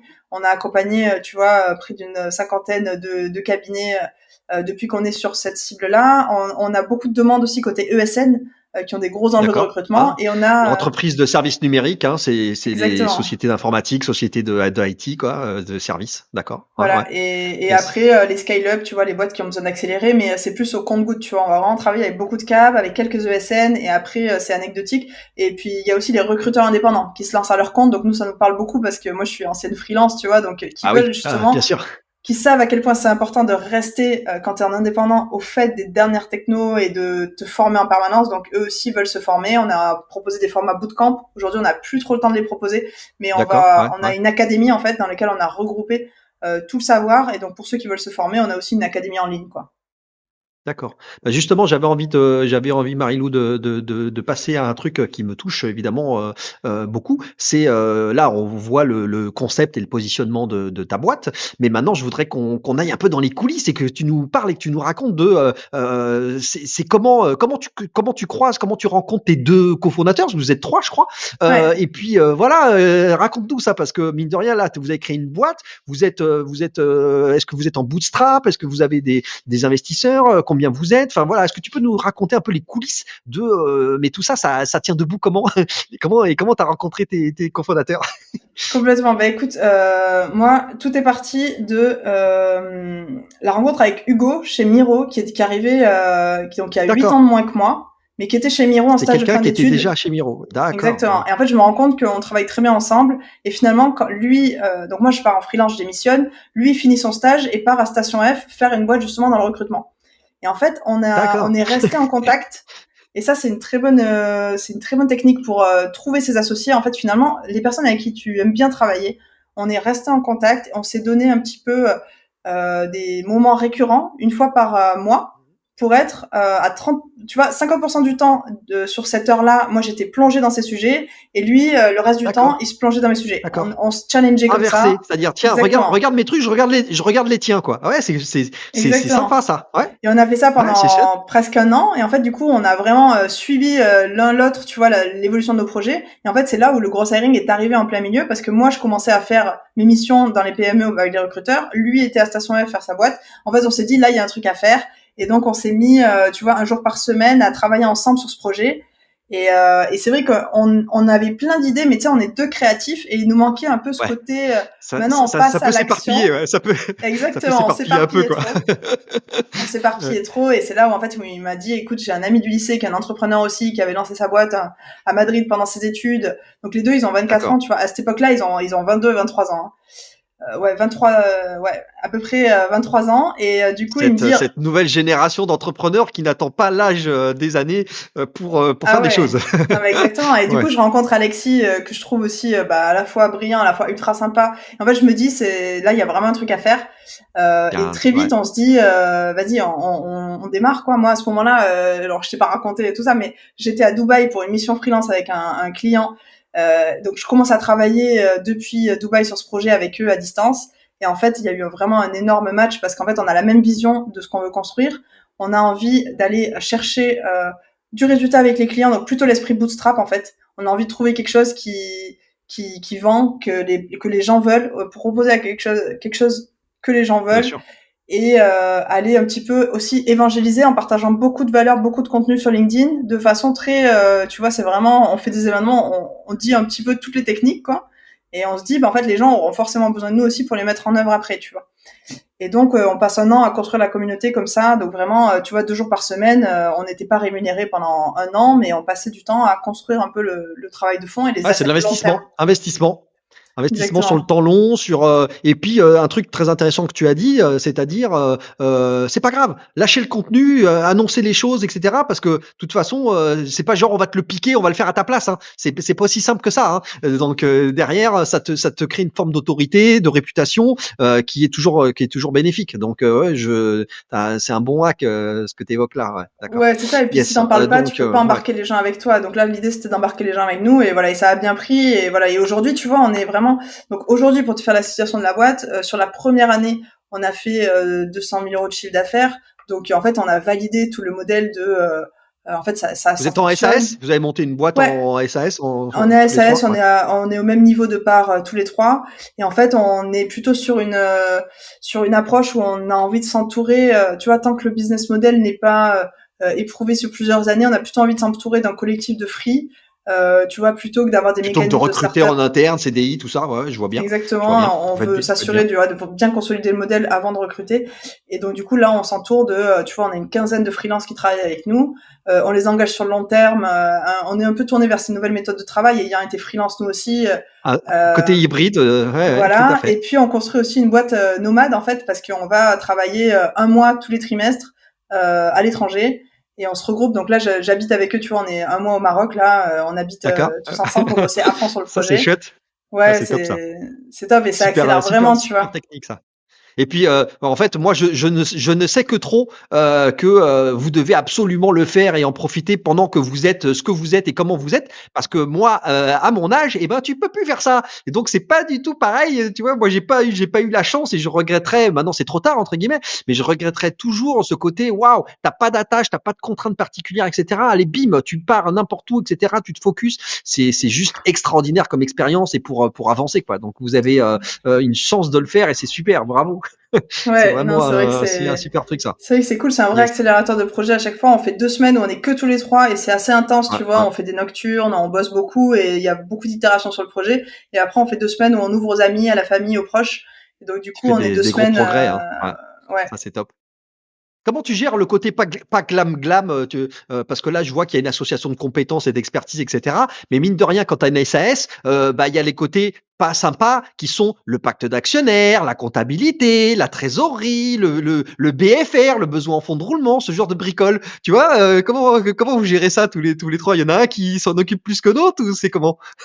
Alors, je vois très bien, on n'est pas forcément les bons élèves là-dessus, tu vois. Alors là-dessus, je pense qu'on va se faire taper sur les doigts par beaucoup d'entrepreneurs qui ont de l'expérience, mais en fait, on n'a pas de bac d'associé aujourd'hui. Donc, c'est Ah d'accord, vraiment, ouais, on n'a pas pris le temps ouais, de le ça faire. On veut le faire, mais ouais. je pense que c'est C'est pas indispensable, trop hein. tard, mais c'est pas trop tard, mais c'est Voilà, bien de le faire. Ouais, c'est clairement voilà, c'est quand on est ça. comme ça sur une société. Moi, je dirais que je fais souvent l'analogie, tu sais, comme avec le mariage entre guillemets, où c'est quand tout va bien que tu dois prévoir tous les scénarios de quand si un jour ça va plus mal. Parce que quand ça va mal, quand ça commence à aller mal, bah c'est trop tard. C'est-à-dire que là, plus personne fait de concessions, etc. C'est la cata. Donc c'est quand tout va bien, quand les oiseaux chantent, que le ciel est bleu, qu'il faut se mettre autour de la table et se dire, OK, est-ce qu'on est aligné? C'est quoi la vision de chacun? Qu'est-ce qu'on a envie de faire? Est-ce qu'on veut faire une exit? Est-ce qu'on veut sortir? Est-ce qu'on veut mettre en bourse? Est-ce que je veux revendre des parts et aller m'acheter un Mac au Brésil? Enfin, c'est Mm. super important de vérifier votre alignement et de prévoir la manière tout simplement de gérer tout simplement la vie de l'entreprise. Parce que l'entreprise, c'est une personne morale. Il y a des parts et vos parts, il peut y arriver n'importe quoi malheureusement. Tu peux avoir besoin de revendre tes parts, etc. Et donc, il faut que ça soit travailler ça. Donc oui, je ne saurais, en vieux briscard que je suis et entrepreneur, je ne saurais que trop te recommander à un moment donné de vous poser et de dire, allez hop, côté juridique et contrat et compta, on met un peu les choses à plat. Ouais, ouais, complètement. Bah, je note le conseil que j'ai déjà entendu, mais Avant que que ça je vais grossisse, tu vois, vraiment. avant que ça Ouais, grossisse. complètement. Parce qu'après Non, mais surtout que là, vous allez partir, en spirale, quoi. Ça va, paf, vous allez continuer à grossir, peut-être passer à une vitesse supérieure même, avoir des résultats, tu vois, hein, comme je dis toujours, quand t'as rien à te partager, c'est pas grave. Quand il commence à y avoir du pognon qui rentre, bidule et tout ça, attention, attention. Ça, ouais, bien sûr. c'est tout de suite, Et surtout ça que crée tout de suite des trucs. Ouais, faut faire Ouais, gaffe. complètement. Non, mais t'as raison, parce qu'en fait, là, il faut qu'on aligne ça avec nos ambitions, parce que tu vois, là, les ambitions de la boîte, on les connaît, on s'est bien posé sur tout ça. Là, on veut, tu vois, en 6 mois, faire 1 million de chiffre d'affaires à 3, avec, tu vois, en allant chercher des grosses marges, parce qu'on est sur, tu vois, de la formation. Grosse ambition, et donc ça veut dire que ça va s'accompagner de l'intensité et des hauts et des bas qui vont avec, hein, parce qu'il faut pas, Exactement. hein, il faut pas se tromper. On n'est pas Heidi dans la prairie, pour ceux qui connaissent le dessin animé de la génération X. C'est compliqué quoi. C'est l'intensité, ça crée obligatoirement des remous, des hauts, des bas, et donc ouais, plus que jamais, vous allez peut-être être en tension, avoir des petits dérapages de temps en temps, etc. Donc ouais. Ouais, c'est ça. Donc là, si tu veux, là, on a pris un peu toute cette liste et je sais que le pacte d'associés, c'est bien en haut de la liste là, mais on s'est dit d'ici la fin de l'année, on le fait. On a pris un super comptable. C'est vrai que la première année, on avait un accompagnement un peu de comptable en ligne, pas très quali, hein, honnêtement. On a eu quelques déboires avec eux. Et finalement, là, on a pris un bon cabinet qu'on paye un peu plus cher, mais qui structure super bien, qui va aussi nous Yes, proposer de faire des holdings, tu vois, des choses. Là, on sent qu'on passe dans une tout à autre fait. dimension et qu'on construit un petit peu notre future vie d'entrepreneur. Jusque-là, c'était un peu, tu vois, les solopreneurs qui s'assemblent pour créer une boîte, mais là, on Je sent vois très vraiment bien. qu'on change de braquet depuis septembre, qu'on est passé qu'on a fini la première Yes. année de Gross Hiring en fait. Yes. Bah écoute, c'est génial ce témoignage-là, c'est important de le faire. Effectivement, c'est pas glamour, hein, c'est des choses qu'on n'aime pas, hein, effectivement, toutes ces histoires c'est juridique en plus, tu vois, le côté holding, bidule et tout ça. Mais mine de rien, la vie passe, la vie avance, et donc c'est des choses qu'il faut, voilà, préparer, parce que quand c'est pas le cas, en fait, les retours de bâton sont tellement contraignants, c'est-à-dire que il faut avoir ça en tête pour faire Mm. passer la pilule entre guillemets. Il faut se dire que sans le nécessaire qui est fait, les holdings, les pactes d'actionnaires, etc. Il faut savoir que là, pour le coup, c'est vraiment un enfer quand il t'arrive un truc. La gestion, elle est encore plus compliquée, quoi. Donc c'est vrai que même si c'est pas très glamour, en général, on n'a pas envie trop de se pencher dessus. C'est vrai que structurer son futur et son avenir, c'est très important, notamment à titre perso aussi, hein, pour vous. Hein, ouais, c'est chouette. Bah, au moins, en tout Ouais, cas, c'est une démarche que vous faites à trois, quoi. Vous êtes tous les trois impliqués, donc ça, au moins, c'est chouette, quoi. ouais, Yes. complètement. Bon, bah, OK. Bah, j'ai ma réponse sur, sur, comment tu t'organises. Mais là, après, je comprends, hein, tu vois, votre parcours, il est, je dirais, symptomatique. Tu m'as dit que tu étais créative, un des 2 autres aussi. Donc, évidemment, faut réussir à, voilà, à tirer, la quintessence et puis la zone de génie de chacun. Et donc, ben, vous apprenez en marchant aussi, au fur et à mesure, hein, parce que vous allez voir, hein, de toute façon, il y a pas de secret. Quand tu grandis, quand tu grossis, ben les petits enfants, ma maman me dit petits enfants, petits problèmes, grands enfants, grands problèmes. Alors moi j'en ai trois, donc Ouais. si tu veux, et dans une boîte c'est pareil. Quand ta boîte elle commence à grossir, tu commences à faire du chiffre, etc. Bah je dirais les difficultés c'est pas les mêmes, et c'en est d'autres, et elles sont à la hauteur de la taille que tu es en train d'acquérir. Hein, ça, c'est faut pas se leurrer. Donc bon. Écoute, on vous souhaite de toute façon plein de bonnes choses, et puis vous êtes bien entouré, donc ça va aller. Puis toi, t'es toujours aussi doué quand même pour le côté matheux, non? Les maths, tout ça, la compta, ça va. Ouais, ça va, ça va. C'est vrai que c'est mon associé, du coup, c'est le troisième qui est un peu une machine d'exécution. On lui a confié cette tâche, il est vraiment très rigoureux, très soigné sur tout ça, donc il s'occupe de la finance de la boîte, et c'est un peu, tu vois, notre CEO en interne. Donc on s'est aussi Yes, réparti les rôles, tu vois, entre lui qui est CEO, moi je suis vraiment CMO, je dois être là pour la marque, pour le marketing, bien sûr, et le bien sûr. troisième qui est là pour le revenu, donc qui est vraiment sur toute la partie sales. Donc finalement, ça s'est fait assez naturellement, et depuis que les postes sont bien répartis aussi, et qu'on est focus sur une cible, tu vois, c'est deux choses qui ont vraiment contribué à ce que, en fait, la croissance s'accélère. Ouais, super apprentissage que tu viens de nous donner là. Bien définir les rôles, le périmètre, le champ d'action de chacun des cofondateurs ou des fondateurs. Très important, effectivement, pour pouvoir pas se marcher sur les pieds, voilà, pas s'éparpiller, et surtout être complémentaire. Parce que parfois tu t'associes, ou tu recrutes, même on le verra dans le recrutement, t'en connais un rayon. Il y a rien de pire que de recruter les mêmes que soi, quoi. Pas de diversité, c'est la cata, c'est jamais très bon, quoi. Donc ouais, c'est C'est quelque chose que tu vas voir évoluer. Marilou, je te propose de peut-être te poser une question qui un petit peu de la conclusion de cette interview. C'est je voudrais savoir, tu nous as parlé tout à l'heure d'un livre, mais je voudrais savoir si c'est celui-là, ce livre-là qui est ton truc de chevet un petit peu incontournable, ou est-ce que tu as un autre livre ou podcast ou contenu qui pour toi transporté ou renversé complètement côté éducation, côté apprentissage? Alors ouais, j'en ai un là qui me vient. Moi, j'ai été très touchée par la philosophie de Seth Godin dans le monde du Ah marketing. ouais? Je sais pas si tu Ah oui, vois, mais ouais. c'est un monstre du marketing. Pour la petite histoire, ça me rajeunit pas, évidemment. Moi, Seth Godin, je l'ai découvert, tiens-toi bien, en 1998.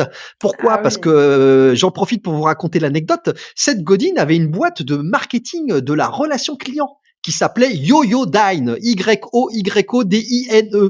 Et en fait, il s'est fait tout simplement racheter et mettre la main par-dessus par Yahoo. Donc Yahoo a racheté la boîte de marketing de Seth Godin et il est devenu le monsieur qui pilotait tout simplement quoi? Eh ben la relation data, hein, la relation client de 265 millions d'utilisateurs de Yahoo.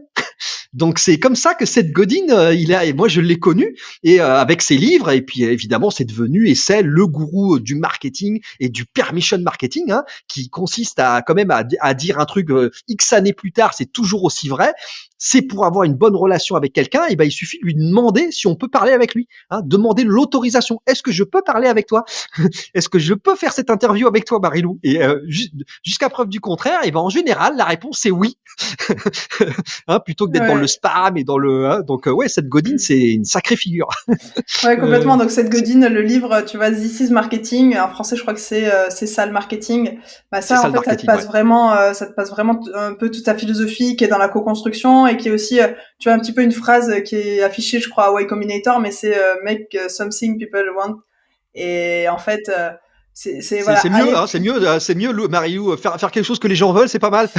voilà, c'est très C'est pas mal. logique, mais en fait, c'est beaucoup de choses. On commence pas forcément par là, tu vois, quand on entreprend. Et finalement, moi, la leçon aussi, c'est que vraiment, quand on commence par ça, à aller apporter de la valeur, demander aux personnes ce qu'elles veulent, co-construire avec elles les choses dont elles ont besoin, bah, en fait, ça facilite toute la suite, quoi. Ouais, je te rejoins là-dessus. J'ai fait, moi, plein de boulettes comme ça au cours de mes 25 ans d'entrepreneuriat. C'est effectivement de faire des produits ou des trucs où en fait tu vas pas écouter ton marché ou ta cible, quoi. Et donc effectivement, tu fais un truc pour toi, quoi, avant d'avoir effectivement interrogé ou même parlé ou discuté avec tes clients. Donc ouais, ouais, bah écoute, t'es bien inspiré alors. Bah écoute, super. Toi, par ailleurs, tu lis d'autres livres de business ou pas plus que ça en fait? Parce Oui, que c'est vrai que je lis beaucoup en fait, pas. Alors j'ai lu beaucoup de business à un moment, mais aujourd'hui j'aime beaucoup lire des livres de philosophie.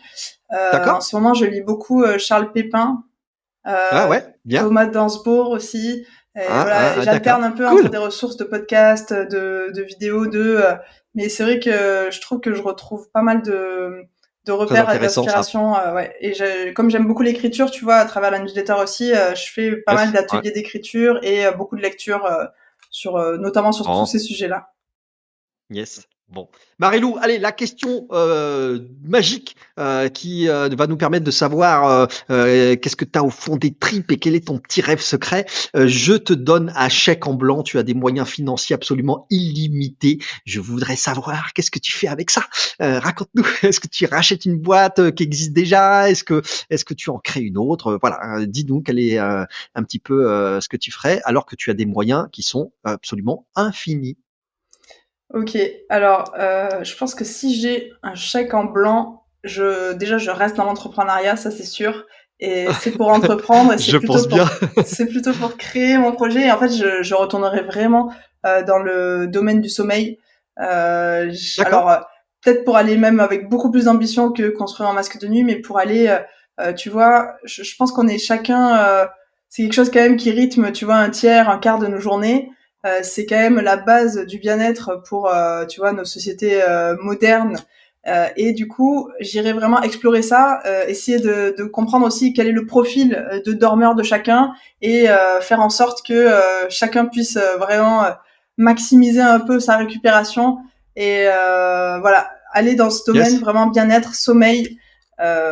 Ça, c'est quelque chose qui me Il y a pas passionnerait. mal d'initiatives là-dessus qui ont d'ailleurs des hauts et des bas. Je crois qu'il y a eu dernièrement une société qui a encore un peu trébuché avec les, vous savez, tu sais, le masque et Ouais, le les cerceau casques. là, le truc, le casque de sommeil et tout ça. Mais on peut mettre beaucoup de tech là-dedans, etc. Ouais, c'est un sujet comme ça que t'as pas lâché, quoi. C'est drôle ça. Et Ouais. tu continues aujourd'hui, tu continues à dormir avec un masque sur les yeux et tout ça? Ouais, en fait, je continue. J'ai toujours mes masques, bah, du coup, mes 300 là, j'en ai donné à tous mes amis, mais j'en ai encore plein. Donc ouais, je dors encore avec mon masque. La marque, c'est Lumuni. Et ouais, j'avoue que D'accord. j'ai pas renoncé complètement à ce projet, hein. Peut-être qu'un jour, je le relancerai, ouais. Yes, d'accord. Toi, tu gères bien ton sommeil? Tu dors, ce qu'il faut ou tu es en mode, «Allez hop, je dors pas assez»?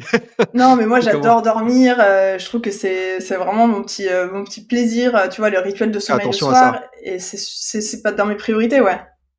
Ouais, c'est un super hack, hein. De toute façon, malheureusement, c'est quand on a mon âge qu'on dit: «Ah nin nin, pensez à dormir, pensez à faire attention à vous, à votre corps et cetera». Mais c'est voilà, c'est quand tu as la chance de pouvoir le faire, dès ton plus jeune âge, c'est vraiment un super hack, parce que tu es, voilà, tu es en forme, clairement, tu es plus efficace, hein. Il y a pas photo, hein, faut pas se leurrer, hein. Il y a très peu de gens, qui d'un point de vue génétique, auront des aptitudes, pour dormir, peu, hein. Ça existe pas dans la vraie vie, hein. Tu peux t'auto-convaincre, tu sais, tu peux te rassurer en disant ouais, non, mais en fait, j'ai pas besoin de dormir. Mais non, c'est pas vrai, hein. Ouais, C'est ouais, 0, complètement. c'est 0, je sais pas combien de pourcents, tu vois. Il y a très peu de gens qui supportent le fait de pas dormir beaucoup, hein. Ouais, complètement. Et je trouve que c'est un sujet Bon, bah, passionnant parce qu'en fait, à l'intérieur du sommeil, t'as aussi le rêve, en fait. Et tout ce qui se passe la nuit, bien tu sûr. vois, dans notre cerveau, justement, Ouais. ces rêves, moi, Les neurosciences aussi. exactement. Et ça, c'est vraiment quelque chose qui, moi, me passionne. Et tu vois, comment mettre du rêve dans ses nuits et mettre du rêve dans sa vie, c'est vraiment, tu vois, quelque chose, moi, je creuse beaucoup là-dedans, justement, dans mes lectures, dans mes explorations et dans mes C'est modes de chouette vie. ça. Donc, tout est un peu lié Hein. à ça, ouais. Tu les as, les deux cofondateurs, tu les as. Ouais, ouais, ouais, je commence à les brancher un peu. Eux, ils sont plus sur, tu vois, créer une école de l'éducation D'accord, d'entrepreneuriat. ouais. Donc ça, c'est un sujet qui me parle aussi beaucoup. Mais ouais, c'est sûr que on construit le projet d'aujourd'hui et le Gross Haring, c'est notre projet, tu vois, sur les 5-10 prochaines années, mais on a envie Ouais, ouais, bien d'entreprendre à sûr. long terme ensemble, donc on réfléchit aussi à d'autres choses, tu vois. Donc Bon, en même temps, vous avez embrassé un sujet qui est le sujet donc RH recrutement, mais c'est donc quoi? Bah, c'est donc l'homme, hein, c'est donc enfin l'homme et la femme, c'est l'humain, c'est l'humain et on pourra dire ce qu'on veut. On a parlé de plein de trucs, des sociétés, des startups, des je sais pas quoi, mais le truc clé, c'est toujours l'humain, hein, c'est toujours l'humain dans la boîte, hein, dans la structure, hein. C'est quand tu grossis, quand tu grandis, quand tu es une grosse société, en fait, le truc que tu dois t'occuper le plus, c'est la partie RH, hein. ouais, exactement. Et Donc c'est on n'est pas aussi le loin, hein. bien-être. Tu vois, il y a le bien-être dans la nuit, mais il y a aussi le bien-être dans tes journées. L'autre Exactement. tiers dans ta journée, c'est quand même le travail. Donc, autant être au bon endroit pour ça, pour avoir du bien-être dans son travail. Donc, c'est aussi, tu vois, pour ça que le sujet de recrutement me parle, quoi. Écoute, j'ai hâte, bah, tu reviendras, hein, parce qu'une fois qu'on passe sur ce podcast, on a un pass pour revenir quand on veut. Donc, écoute, j'espère que voilà, que tu nous raconteras des nouvelles, des choses là-dessus. Nul doute que tu reviendras un jour ou l'autre. Ouais, avec Je grand n'en doute pas. plaisir. Allez. Avec grand Écoute, plaisir.